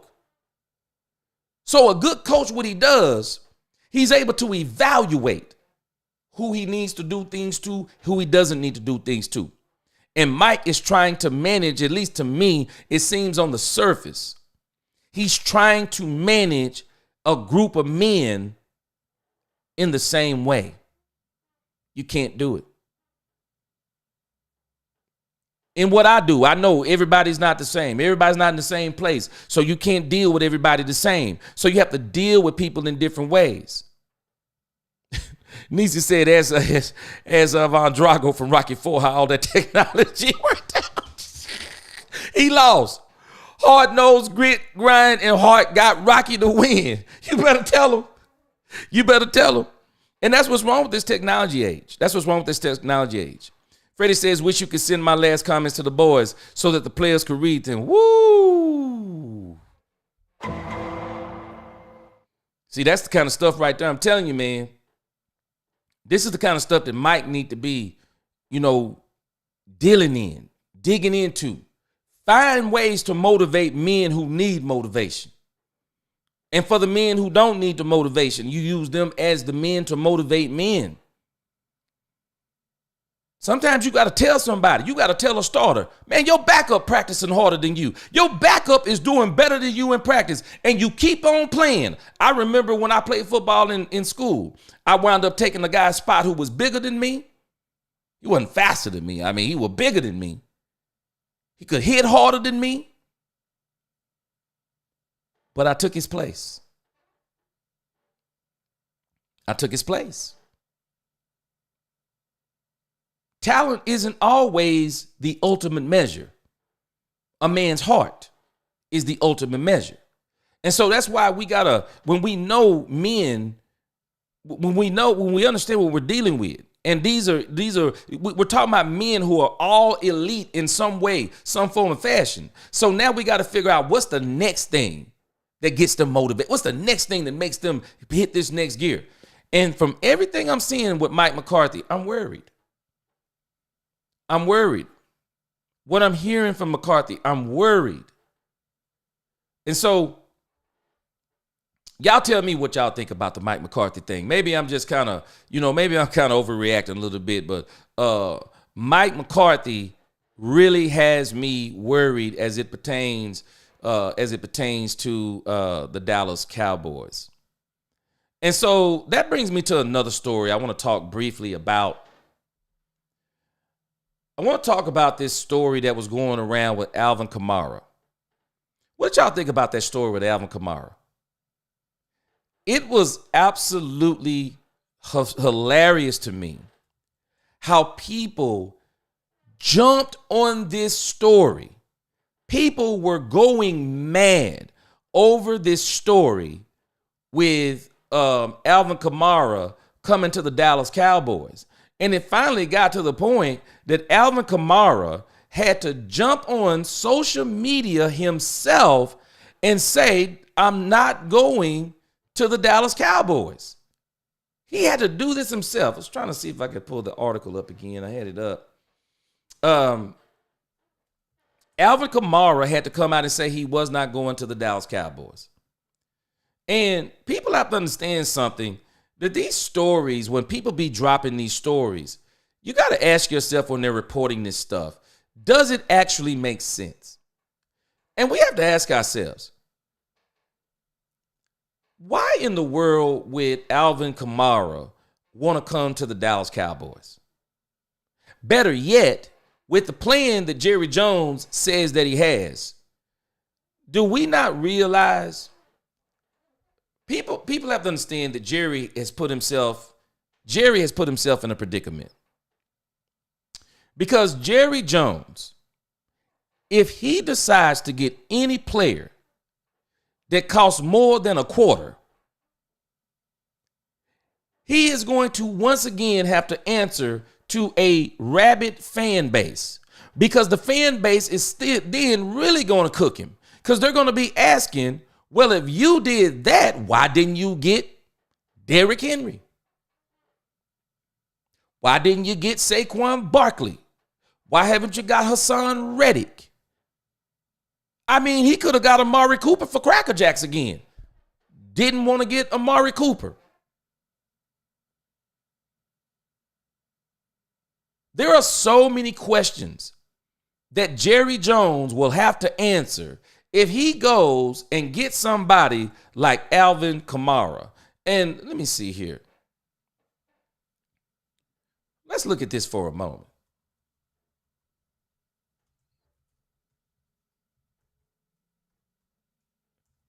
What is this? What does Alvin Kamara look like? Let's look at this for a moment. So Alvin Kamara going to the Dallas Cowboys, 2024. Let me show y'all Exhibit A. This is why people sometimes got to not get caught up in the moment. Y'all see this man's cap hit? $18 million. That's Alvin Kamara, 2024. Base salary, $10 million. Prorated signing bonus, 6.8. Roster, he's already got these. Workout, got these. Guaranteed, got this $1 million. But the Cowboys would be on the hook. If his hit is $18 million, you're on the hook for the remainder $12 million. Y'all help me. Why would the Cowboys do that?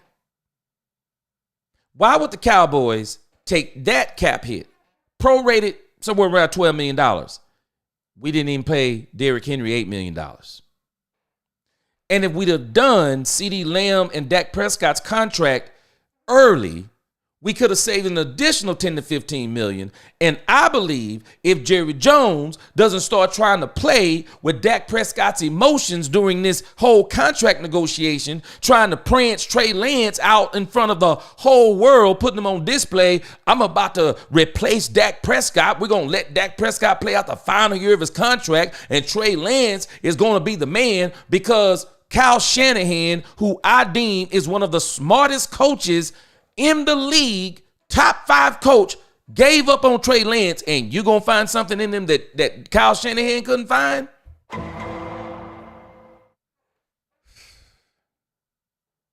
Y'all have got to understand how dumb that was. Do y'all think no matter how good Brock Purdy played,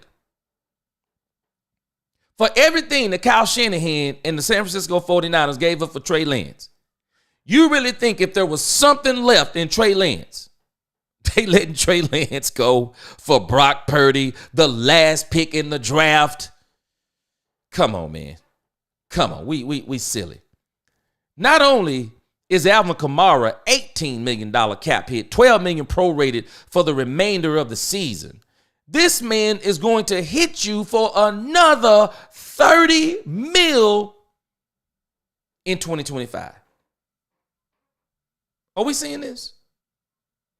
His base salary is $22 million. Prorated signing bonus, roster bonus. I mean, workout bonus.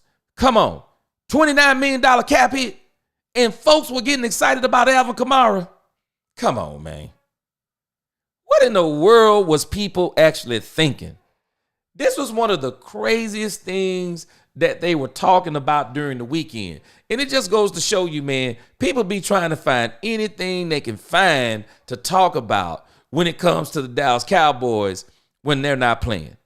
But that Alvin Kamara thing, man, that thing had me just laughing. I made a video about it. Y'all can check it out if you want to. It's past tense now. But it's so crazy that people were talking about it. Amen. Spider-Man says it's hard to coach to motivate when you have an owner who meddles. See, that's where I am. That's another part where I am too, because I'm like, one of the issues, but hold on. Let's go both ways. So I say that, but then when I hear him talking about the GPS says, I'm like, okay, this is the same Mike from 10 years ago, like Nisi said, that even though Mike McCarthy won a Super Bowl, there's a reason why they ran him out of Green Bay. He got stale. He didn't want to run the ball. He lost his creativity. He still had one of the best quarterbacks in the league, and he couldn't do anything with him. He couldn't do anything with him. Yes, stay strong, Freddie. Stay strong. I don't like hearing Michael say that he shouldn't have to motivate grown men. That's foolish because everyone needs motivation at some point. I'm with you, Nisi. There are some grown men, like Freddie. There are some grown men you don't have to motivate. But there are grown men that need motivation. I remember telling the guy one time, I was like, hey, man, I know you hear this all the time, so I don't want to bore you, but that was a great sermon you preached today. That old man looked me dead in my face and said, George, everybody needs motivation sometimes. Everybody needs encouragement sometimes. Everybody needs encouragement sometimes. And so Michael, he needs to understand he's talking about young players. Thank you, James. I got to, don't know any other way, bro. Yes. Amen, Freddie. Amen. I appreciate you, bro. Confident Cowboy says, actions speak louder. Yes. Nisi says, just a story to sell wolf tickets. That's it. That's it. We so desperate, we make up our own trades. Woo! Boy, it was killing me when folks were talking about this thing that Jerry gave the Saints a call. Man, stop it. Jerry saw that salary cap number, and if anything, he blocked the Saints phone number. Jerry wasn't making no phone calls. Jim Brown couldn't run back. Spider-Man said Jim Brown couldn't run behind this line. He couldn't run behind this line. Freddie said, now that Watson is out for the season in Cleveland, you think they will call Dallas about a trade for Lance? Woo, boy, we about to get there. Hold on just a second, Freddie. Man, you know what? I think this is one of the mistakes they made early on. I think they should have traded Trey Lance early on for Amari Cooper. I would have even tested the water to see if they would trade Nick Chubb for Trey Lance. I would have even tested that water. I mean, the Cowboys really need to be considering that if you're not going to put Trey Lance in some kind of trick plays and let him help you out there on the football field, man, you got to get something. I mean, you got to get something back for Trey Lance. And when you see teams in desperation mode, man, you got to figure out ways to offload Trey Lance. I mean, get something for him. Something. I wish they would. Because I'm going to be honest, I told y'all before, man, I want to see Trey Lance get a chance. Dallas wasn't the place for him. And I do believe Jerry was considering it. If Trey Lance would have lit that preseason field up, I promise you, Dak Prescott was playing that contract out. I believe Dak was playing that contract out. But Trey Lance went out there and wet the bed and made Jerry look like a fool. And Jerry don't even realize what he did to himself, but he messed up to a point that he messed up to a point that now he couldn't even use him for trade bait the way that he want to. But I would love to see Trey Lance get an opportunity. And I think Cleveland would be a great opportunity for him. And so if I'm Jerry, even if I don't get a player this year, hey, now they've already traded, they traded Amari Cooper. They got a third rounder. They got a third rounder for Amari Cooper. Hey, man, how about you give us the third? Or if you want to keep, you got 2/3, how about you give us your fourth? We'll give you Trey Lance for a fourth. And then you can see what Trey Lance look like for the rest of the year. And you can develop Trey Lance into being the quarterback of your future. Because he's going to get plenty of playing time if he go to the Cleveland Browns. He'll get the remainder of this year. You let him be the quarterback until Deshaun Watson comes back around this time next year. And if you don't even like what Deshaun Watson is doing, man, you're going to have Trey Lance probably on such a cheap contract next year. Trey Lance right now would probably play for a team for $10 million next year, $15 million. Even if you got Trey Lance on a $20 million prove-it deal. That's way cheaper than what you're going to pay any rookie quarterback coming out. And it might not be cheaper than depending on where you get that quarterback, but it would be way cheaper than getting somebody else. Man, I'd get Trey Lance. I'd get Trey Lance and be gone with it. Be gone with it. Nisi said the fans have been Jerrytized. We create stories during the bye to keep the Cowboys relevant. The haters was doing it too. James, you think Jerry could get a first for Cleveland for Lance? I don't think he could get a first.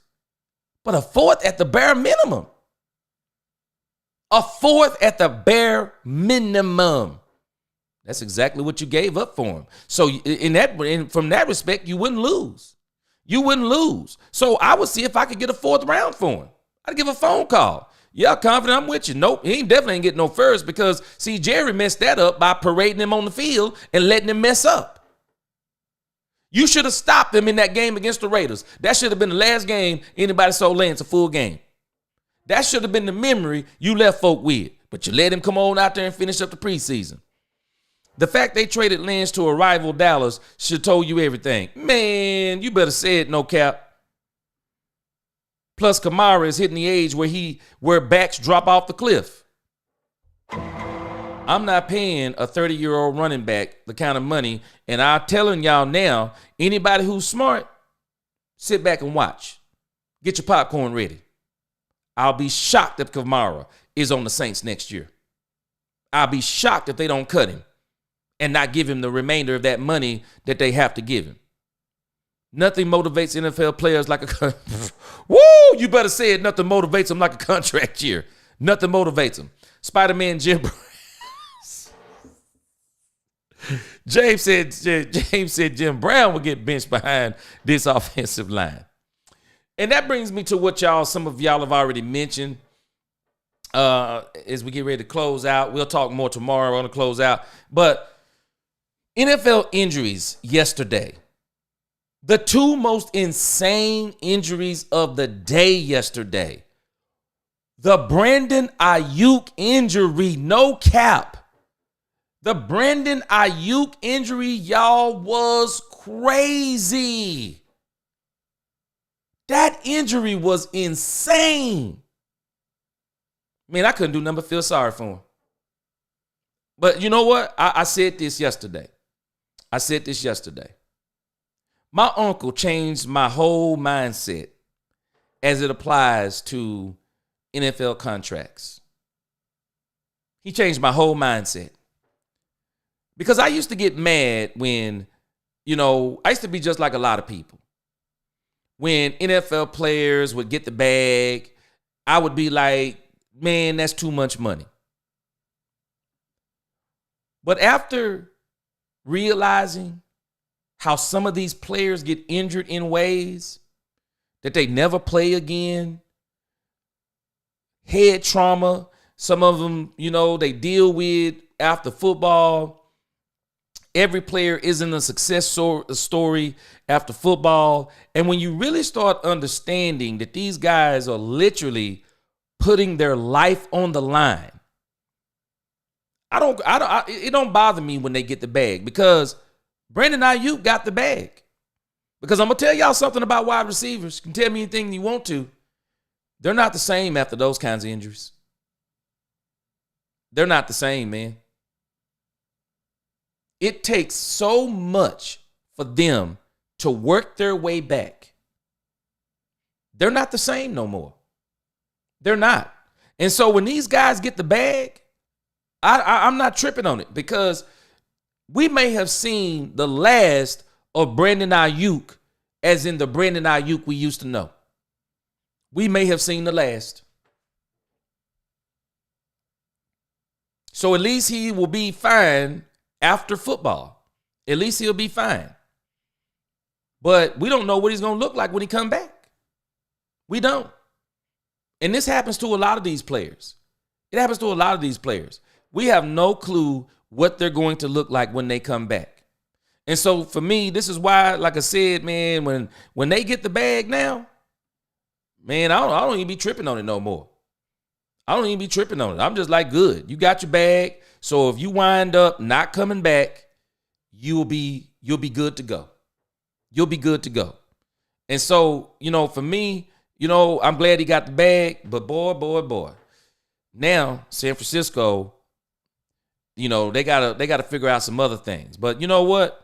I'll tell y'all this. When it comes to Kyle Shanahan, I don't put nothing past this dude. Kyle Shanahan is a master play caller. This dude is a master play caller. So for anybody who getting all giddy thinking that this is going to be a walk in the park for the Dallas Cowboys against the San Francisco 49ers, you're sadly mistaken. You're sadly mistaken. Kyle Shanahan prides himself on being able to beat teams without having players because Kyle Shanahan wants to remind everybody ever so often, I'm the architect of this thing. I'm the architect. I'm the one who makes players successful. I'm telling us. I ain't no Cowboys fans, but you get down, brother. Appreciate you, man. Yeah, I thought it was a dirty hit, but his football dude went real low. For his leg. You know what's crazy? No cap. But I heard a survey taken about NFL wide receivers and players. And you know what they said that was astounding to me? A lot of them said that they would rather be hit in the head than to be hit in the legs. And I'm thinking, if I'm correct, that's what they said. Because the legs will take you out right now. It'll take you out right now. The head, you can recover from that and still maybe play.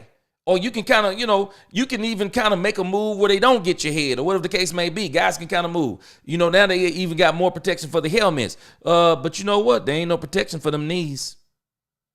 That's why a lot of guys said they prefer you not to hit them in the knees, hit them in the legs. They said they don't like that. So they'd rather take them up high hits.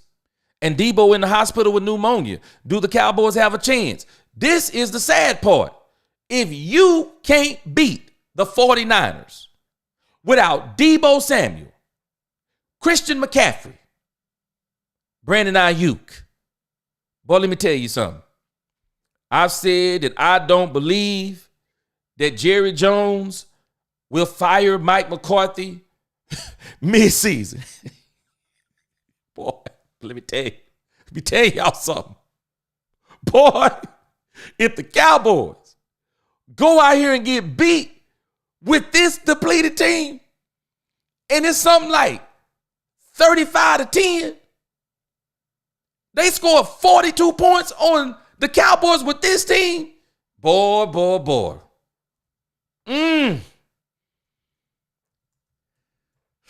Jerry Jones might surprise us, man. Jerry Jones might surprise us. Mike McCarthy could be gone if they lose to the 49ers. Especially if they lose big. Because you can't tell me that the San Francisco 49ers, there is nobody who better tell me that they're better than the Cowboys with those injuries. And we got Michael Parsons coming back. We got Deron Bland coming back.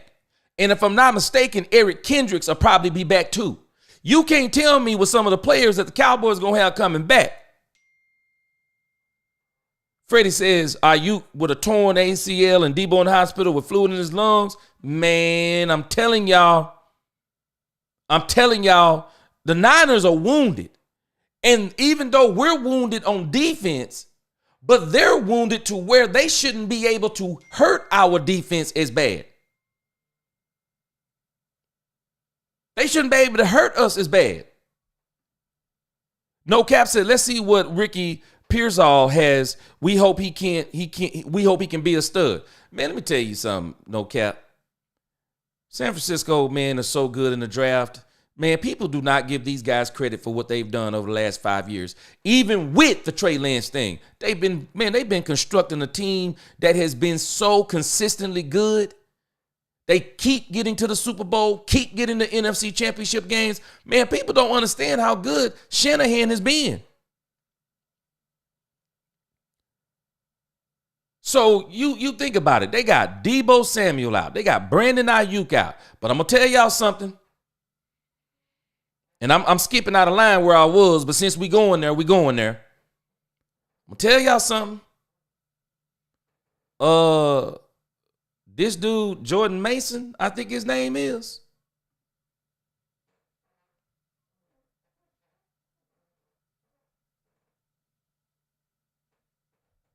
Y'all better stop playing with Jordan Mason. Y'all better stop playing with Jordan Mason. I'm thinking it's him, if I'm not mistaken, No Cap. Correct me if I'm wrong. Y'all better stop playing with Jordan Mason. This dude ain't no joke. And I'm going to tell y'all something. Kyle Shanahan is smarter than us. I'm going to give him more credit than I give Mike McCarthy. Kyle Shanahan is smarter than us.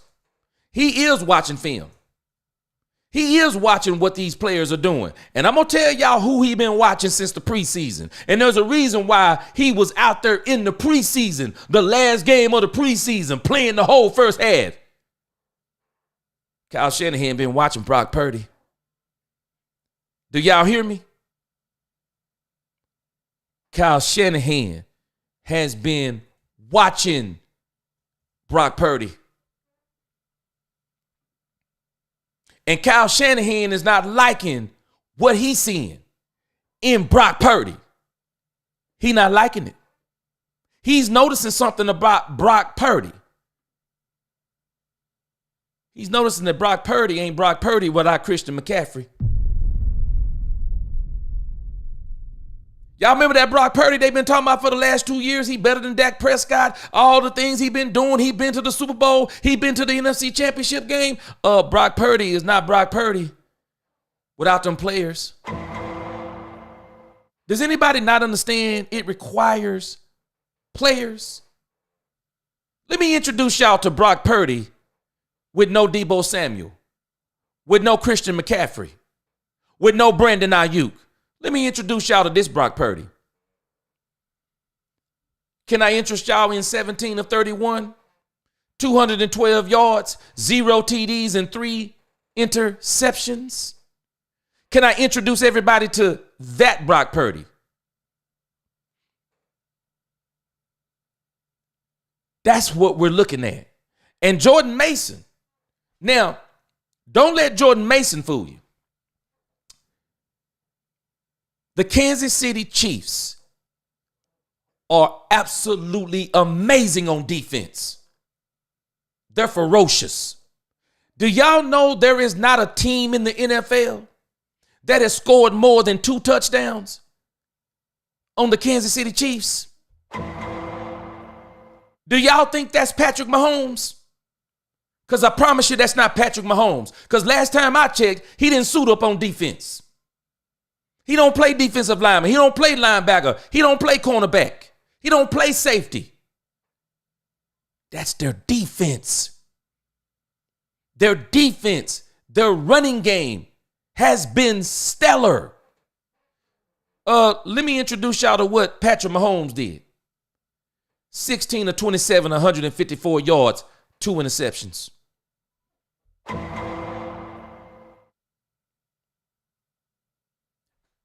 That's what we saw. I watched this game yesterday. That's what we saw. And don't get me wrong, Patrick Mahomes, 5 for 39. The NFL got some answering to do because I think people are starting to say that there is something wrong with the NFL because Patrick Mahomes is making runs that he should not be making. Because that run he made up the sideline, either the San Francisco 49er defense all need to be fired, or it seemed like to me there were some people on purpose missing some tackles. There is no way Patrick Mahomes should have made that run. There is no way. I understood, Stan. He faked one man when he was running away from the line of scrimmage. But then he got near the first down marker, and the guy going to fall for the fake near the first down marker knowing that it would have been an illegal forward pass. I'm not here to test out my conspiracy theories today, but I'm just saying something. Something was wrong with that. But I want y'all to look at something else that happened yesterday. Kansas City still won the game. They still won the game. And they didn't look worth anything. 28-18. How do you do that? How do you do that? Y'all know the difference this year between Dak Prescott and Patrick Mahomes? Somebody says Patrick Mahomes is better than Dak Prescott. That's the difference. Well, Patrick Mahomes is probably better than everybody in the league. But that's not the real deal. Because what we got to look at, oh yeah, I forgot. Yep, Michael Gallup. They never the same when they come back. Michael Gallup. But what we got to look at with Patrick Mahomes and Dak Prescott this season in particular. Y'all know what the difference is? The difference is the coach / offensive coordinator, Andy Reid. The difference is Steve Spagnuolo, the defensive coordinator. The difference is the defense is a literal top 5 defense, I'm sure, after yesterday's performance. Top 10 before. No one has scored more than 2 touchdowns on them the whole season. Playmakers all over the defense. And in a down season for Patrick Mahomes, they got a running game. Even without Christian McCaffrey, they have a running game. Y'all know what Dak Prescott doesn't have? A great head coach / play caller. Doesn't have a top defensive coordinator in Mike Zimmer. Don't have the players on defense. Don't have the offensive line. Don't have the running game. Don't have any of the things that Patrick Mahomes have. And we sitting up just every chance we get, we try to poo-poo on this man, criticize this man. He's the problem. He's this. He's that. Y'all want to know what the difference is? He got a team around him. He got a team around him that's performing on a level that is insane. You know what they're telling Patrick Mahomes? They're saying, hey, Pat, don't worry about it. We got your back. You've had our back all this time. We got your back. Don't you worry about it. Let me show you something that is absolutely amazing. I found this today on the, as I call it, the Twitterverse. Twitter is a whole different world, man. I mean, Twitter is a whole different world when it comes to social media. Let me see if I can pull this. If I can pull this in. Wait, hold on. I'm going to show y'all a stat. I screenshotted this today, and I said, I got to show y'all this. It don't even make sense to me. It don't even make logical sense. Let me see if I can put this on the Oh, I'm sorry. Let me see if I can put this on the screen. Sorry about that. I hit the wrong button. Let me put this on the screen for y'all.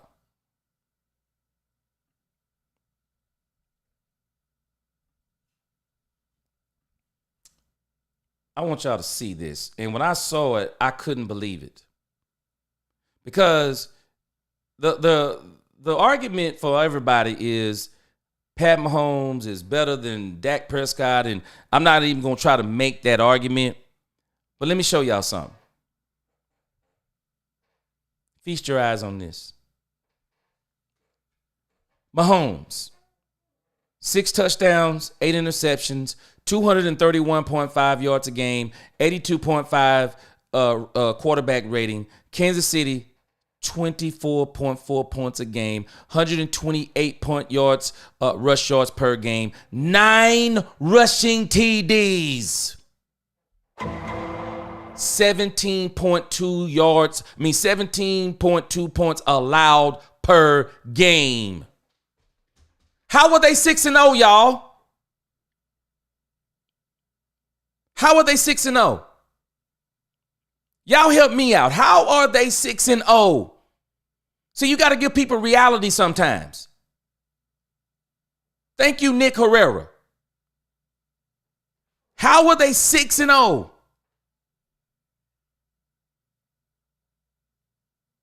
Can I say it again? Coach / play caller, defensive coordinator, top 5 defense, offensive line and running game is how they're doing it. And I've been hearing people talk about Mahomes is an MVP candidate. How? How is he a candidate?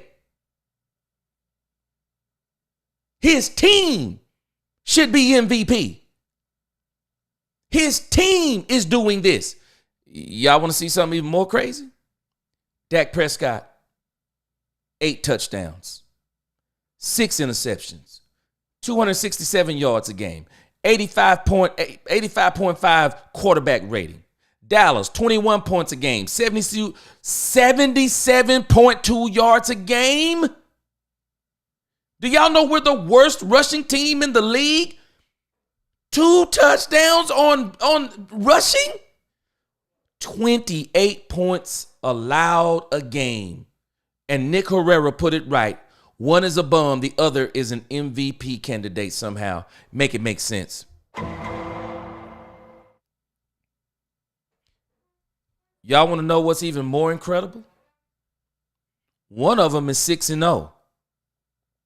And the other one is not 0-6. We're looking at this the wrong way.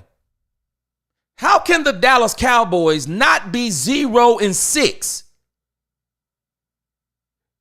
When you look at what Dak Prescott is playing with, do we not realize that's what Troy Aikman is talking about?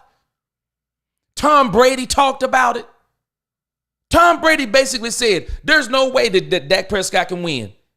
He has no running game. He has no offensive line. He has no defense. The offense is anemic. Tom Brady said, Dak Prescott, how can he win? He 3-3.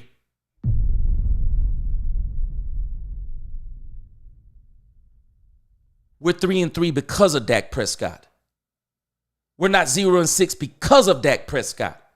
If there's anybody we ought to be talking about who is doing more with less and who is truly the most valuable person on their team. Do y'all know MVP is the most valuable player on the team?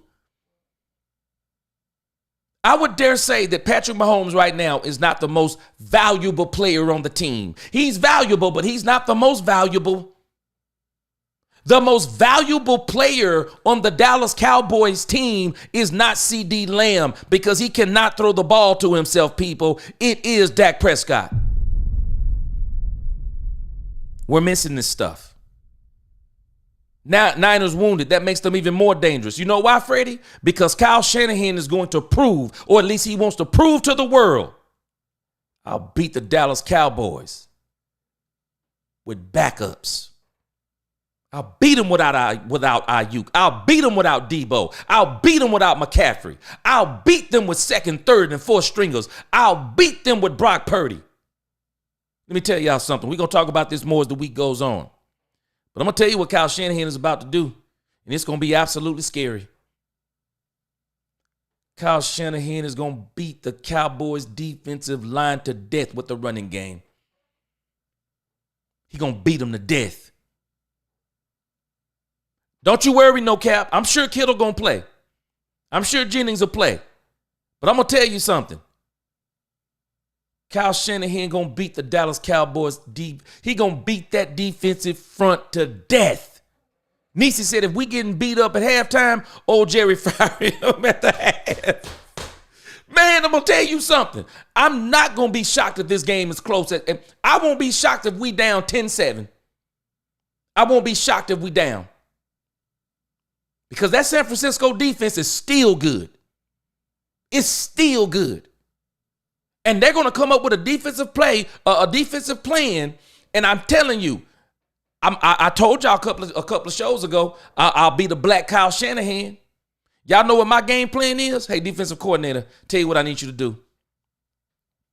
We're about to run this ball down the Dallas Cowboys' throats in ways. They thought the Baltimore Ravens ran on them. They thought the Saints ran on them. They thought the Detroit Lions ran on them. I'm the one who everybody copycats. I'm the one that got the Shanahan, the Shanahan coaching tree. I'm the one. I'm going to run this ball on the Cowboys in ways they never imagined. They about to put the Cowboys to the test. Defensive coordinator. Can you keep them to 17 or 20?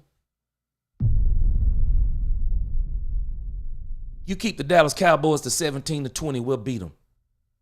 Oh, and by the way, I bet not see CeeDee Lamb catch one pass. CeeDee Lamb catch one pass, you'll be running laps. I'll dock your pay. CeeDee Lamb better not catch more. And if I'll even give you this. It better not be more than 5. It better not be more than 5. And if they get CD, it better not be for more than 10. Kyle Shanahan, they are about to put a game plan together on the Cowboys that we bet to be very worried about. Very worried. Dobbs might come in, mess around, and take the job. Man, he balled versus the Rams and the Cardinals without his weapons. He's just up and down. Yep, that's it. He's up and down.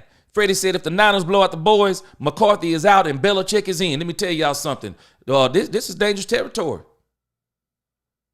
Because it's this game right here. If the Cowboys lose this game and McCarthy don't get fired, I know Jerry going to let him ride it out the whole season. It's a dangerous game. They were scared to hit him and got a flag. You can see it clearly. I'm telling you. Just wait until Andy Reid retires. We'll see how good Mahomes is. That's what I'm waiting on too. And we already know Andy Reid got some family issues. He might want to take care of that. Facts. Our defense sit around and pout. They don't have Dak's back. Chiefs have been saved a couple of times, though, versus the Bengals and the Falcons. Those should have been losses. We need to really start questioning the NFL with these referees and how they referee the Kansas City Chiefs. Some of these calls they're missing and making are criminal. And they are an indictment on the NFL. And it's a black eye on the NFL, some of these things they are doing. It's almost like they want them to three-peat.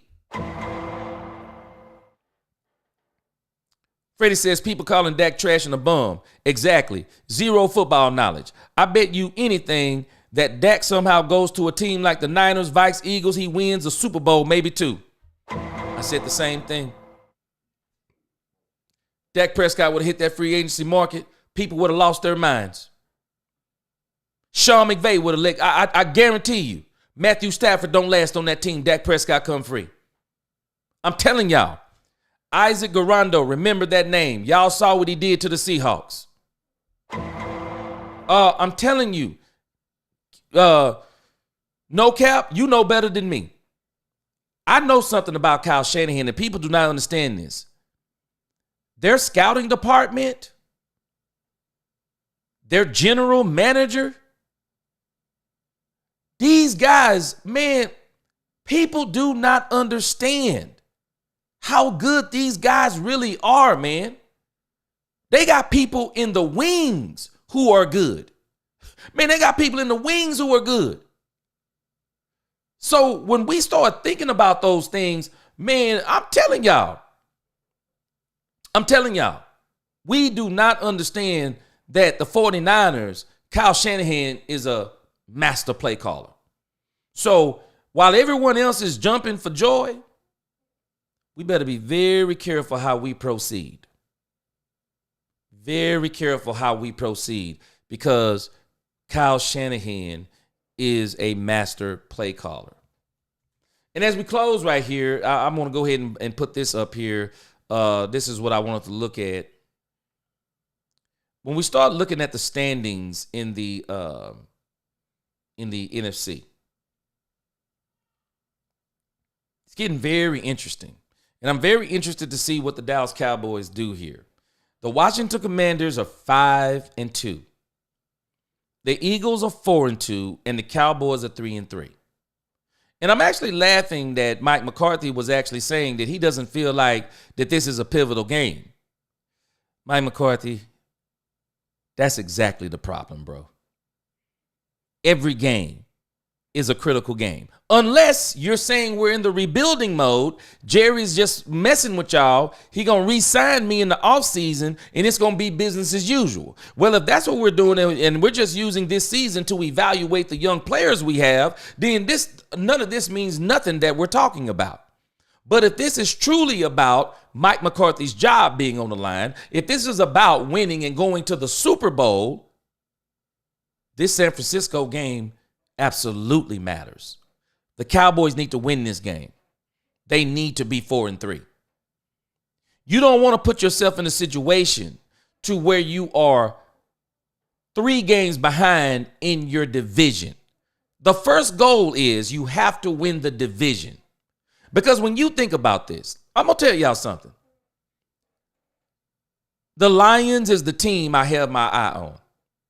Because when you look at the rest of these teams, I don't think there's no way, I don't think there's any way the Tampa Bay Buccaneers are going to the Super Bowl. No way, no how. I don't think there's any way the Falcons are going to the Super Bowl. No way the Bears are going to the Super Bowl. The Packers are contenders. I'm about to say something going to make some folks mad. The Vikings are not contenders. They are not contenders. Don't let them fool you. They are not contenders. I don't care how close they were to the Lions. They are not contenders. The real threat in the NFC are the Lions and the Packers right now. They're the real threat. Do we really believe the 49ers and the Seahawks, especially without Christian McCaffrey, you can't even mention Super Bowl to me with the 49ers yet. You tell me what you think, no cap. You can't mention Super Bowl to me without Brandon Aiyuk, with McCaffrey and now Brandon Aiyuk. You can't mention Super Bowl to me. You're going to have to show me some more. Geno Smith, next story. I don't believe the Commanders nor the Eagles. Cowboys. This is where you got to start making a move. You mess around and win your division, the only team you'll have to worry about is the Lions and the Packers. They're the only team you'll have to worry about. And you never know the way the playoffs could wind up. One of them may cancel each other. You play your cards right, you get in that dance, you get a couple of them teams that we know ain't going, you mess around and beat them, you find yourself 1 or 2 games out. Maybe even 1 game out, depending on who the second opponent is. The Cowboys got to start making moves. I don't care what he's talking about, like this is a pregnancy with these trimesters and all of this stuff. I don't care what Mike McCarthy is talking about. This game is pivotal. And I'm telling you, for the 49ers, to Kyle Shanahan, Well, if Mike McCarthy's attitude is this game isn't going to make or break the season, to Kyle Shanahan, this game is making or break the season. Because Kyle Shanahan, there's no way he want to be 3-5. Shanahan don't want 3-5. He want 4-4. He wants to be at the highest spot he can get. The mentality that the Cowboys has isn't right. The GPS doesn't tell him it's a pivotal game. That's the problem with machines. That's the problem with computers. All they can give you is data. They can't give you the real human being. They can't.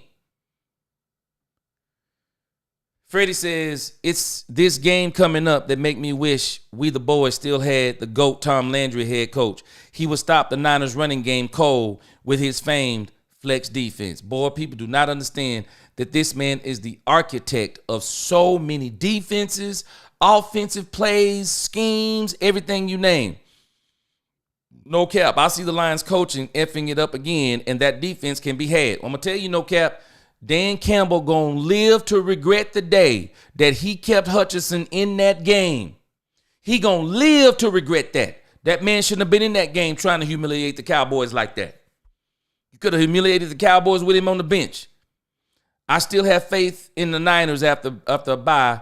CMC, Greenlaw, Hung Funga, and Lynch always make. Yep. See, one thing about the 49ers, they're going to be willing to play at the trade deadline. They're going to be willing to play, unlike teams like the Cowboys. They never satisfied with their players. And that's why I say people don't understand something.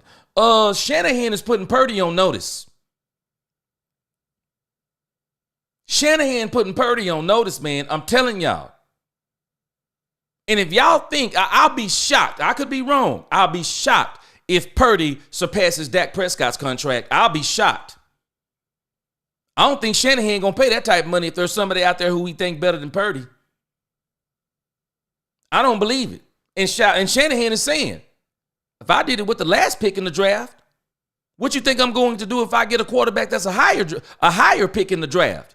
Man, y'all better stop playing with Shanahan. Y'all better stop playing with Shanahan. And that's why, for me, this Cowboys game coming up, man, I'm telling y'all, I believe the Cowboys can win. I believe there's a high probability they're going to win. Because logic tells you, with all of these players they have hurt, there should be no way they can beat the Cowboys. But what I'm looking at and what I know about Kyle Shanahan, these are the types of games that Kyle Shanahan gets up for, because y'all don't understand something about this little dude. Kyle Shanahan is, man, he got that dog in him. He's always trying to prove to people, I'm it. I'm him. I'm him. Y'all better recognize, I'm him. He wants everybody to know that. And I'm going to tell y'all something that very few people know, or at least people don't talk about it. Y'all know who this man's father is? And I know all of us on here probably know who this man's father is. It's, of course, none other than Mike Shanahan. Do we not understand that Mike Shanahan is a Super Bowl winning coach and a mastermind also at play calling? I was listening to Kyle Shanahan talk one day, and it kind of blew my mind. And I don't remember if it was him or his father, but they were talking about Mike Shanahan and how he contributes to this San Francisco team. Do y'all know Mike Shanahan is also watching a lot of the film for Kyle Shanahan? And Mike Shanahan is telling Kyle Shanahan, with all of his experience in this league, what he sees. And Kyle Shanahan is not only a master play caller, he listens to a master play caller. And they come up with game plans together. He listens to what his father says about those game plans. Y'all don't understand, man. When we're talking about Kyle Shanahan, there's a reason why they call it the Kyle Shanahan coaching tree. This man is different. There's a report that Shanahan dragged Purdy over the coals yesterday after their loss to KC. Freddie, people not hearing me. I'm watching this play out. I saw it in the preseason. Kyle Shanahan putting Brock Purdy on notice.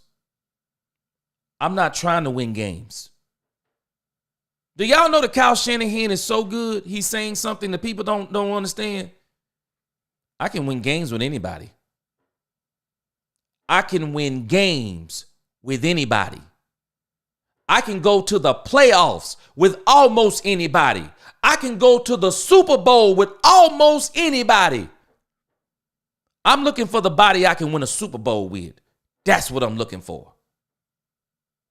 You want to know why Kyle Shanahan tried to get Tom Brady to come out of retirement while he got Brock Purdy on the team? Y'all not hearing me. Kyle Shanahan was the offensive coordinator when Tom Brady made one of the greatest comebacks in NFL history almost in the Super Bowl. Kyle Shanahan was on that team. He was the offensive coordinator. That was Kyle Shanahan. He saw what that man could do firsthand. And Shanahan is chasing that level of talent. That's why I'm telling y'all. I was saying it. Dak Prescott would have hit that free agency. I don't care what anybody would have said. Dak Prescott was going to get that phone call. And I believe Dak Prescott would have gave Kyle Shanahan that discount. He'd have played for Kyle Shanahan for $45 million. If it's going to get him a Super Bowl, I'm playing for Kyle Shanahan for $45 million. If it's going to get me a Super Bowl, I'm playing for him. Kyle, you can put me on a 2-year deal. Let's win this Super Bowl, then let me go get the bag somewhere else. I help you, you help me. I'm doing it. He putting them on notice. And I'm telling y'all, Kyle Shanahan is going to put himself on full display on Sunday Night Football. It's going to be all about Kyle Shanahan and master play calling. Mike has an office at Levi's.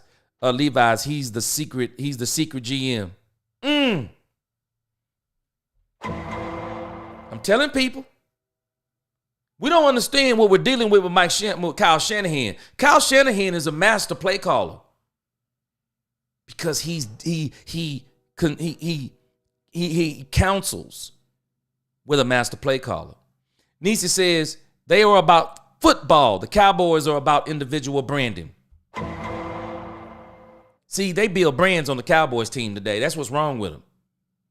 It's a place where people come to build themselves up outside of football. Kyle Shanahan said, I ain't trying to build nobody outside of football. You know what? Hey, Jimmy Garoppolo, you pretty enough. We don't care how you look. If you can't win games, you out of here. You out of here, Jimmy. But I took us to the NFC Championship game. I took us to the Super Bowl. I don't care what you took us. You didn't win it, did you? We'll take a chance on Trey Lance and see if he can get us there on a rookie deal. Oh, wait a minute. Trey Lance ain't working out. We'll get Brock Purdy. We'll get the last player in the draft. He's showing some promise. We'll let him play. Keep on playing. Brock Purdy been put on notice. Y'all better watch what I'm telling y'all. Kyle Shanahan, watch the game plan. We're going to talk about it more as the week goes on. Kyle Shanahan is going to bludgeon. He's going to bludgeon the Dallas Cowboys with the run game. And he's going to bludgeon them to a point that they're going to commit so hard to the run. And then he's going to hit them with the play action pass. Zimmer better be ready. They better take some pages from the Kansas City Chiefs playbook. You better get Brock Purdy on the ground. You better get him off of his spot. You better stop the run. You better sell out to stop the run. And you better get Michael Parsons to get this man on the ground. Because if you don't, boy. I don't know what us Dallas Cowboy YouTubers gonna do if San Francisco beat the Dallas Cowboys, and especially if they beat them down. Boy, it's gonna be a Monday. Well, I will say this part. I mean, one place we are gonna win. We gonna win with content. Because the content we gonna have coming up for the rest of the week is gonna be crazy. I'm telling y'all, I'm coming on immediately, and I'm planning on live streaming the game on Sunday night for anybody who want to join me. But I'm telling y'all straight up, I'm gonna live stream that game, and I'm coming on immediately after that game, and I'm gonna make video after video. I'm gonna be making videos all night about that game, and I'm dropping them all on Monday morning. And then I'm on live stream at 6 o'clock Monday. I'm telling y'all, the content gonna be crazy if the Cowboys get beat by the 49ers. But I believe we're gonna be able to beat them, and we're gonna continue to talk about that during the week on ways the Cowboys can try to beat this mad scientist known as Kyle Shanahan. Because I'm telling y'all, it is not going to be easy. I don't care if as long as Kyle Shanahan on the sideline, I don't care if the whole offense comes down with the flu. Kyle Shanahan will figure out a way for them backups to still look good. We don't have that Kansas City defense. We don't have that defense. We don't know what Mike gonna do this week. I hope he comes out and copies somebody's playbook. I hope he come out and do a whole lot of things different. Because if he do that, he'll give this team a chance to win. And I hope he's motivating them as this game gets closer. But we'll have more. Don't worry. We'll be back tomorrow at 6 p.m. I'm sure there'll be more news coming down the pipe. More signings coming down the pipe. There'll be more things being revealed, and we'll have a whole lot of things to talk about as we build up to what is going to be one of the best games of the entire first day of the week this Sunday. But that's going to do it for me. That's going to be my time. It's always fun with y'all. Appreciate y'all being on the live stream. Y'all go out and get some of y'all friends, get them to come on and help us on this live stream as we talk all things Cowboys. And until the next time, let's talk Cowboys, where we talk facts. Peace.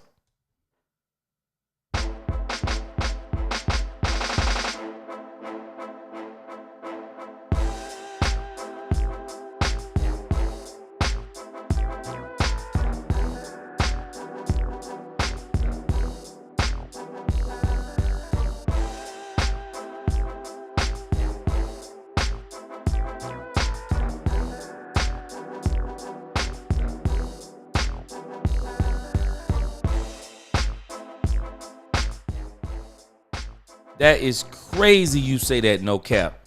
That is crazy you say that. You know what? I'm going to say you said it first. I will not be surprised.